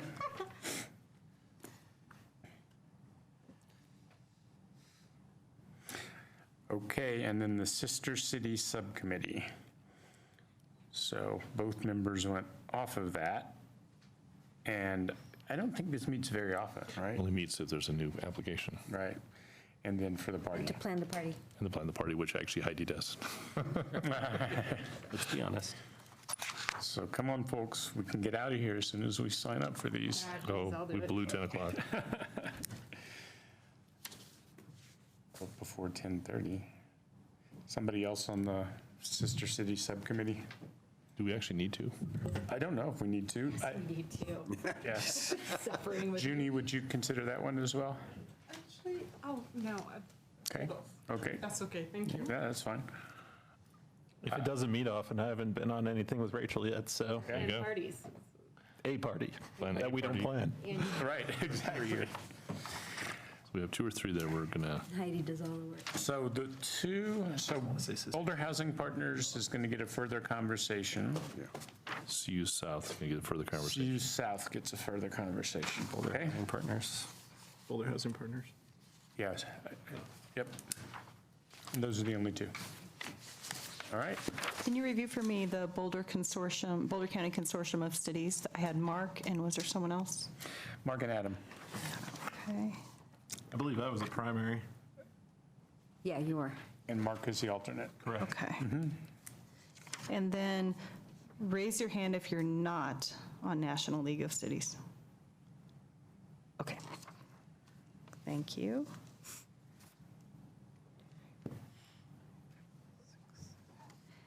And Dairy Arts Center, That was me. just one? Yes. Okay, thank you. Does National League of Cities have to notice the meeting when we go to the annual meetings? No. Just don't talk about stuff. Cool. Don't change the name of the Muni Building. Noted. For those of you who are interested in National League of Cities, the conference, there's 2 conferences a year. The March conference is March 5th through 8th. That's a good one. And if a bunch of us go, we're going to want to reschedule the March, excuse me, I got the days wrong. March 8th through 11th is the conference. And we have a board and commission interview on March 10th that we might want to reschedule.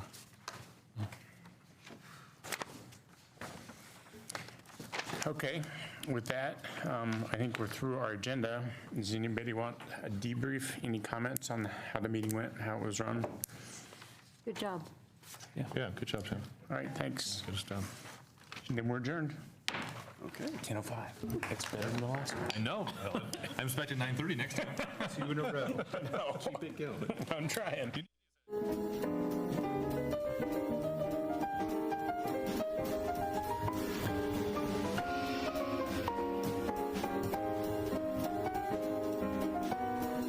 Live from Paris on France 24.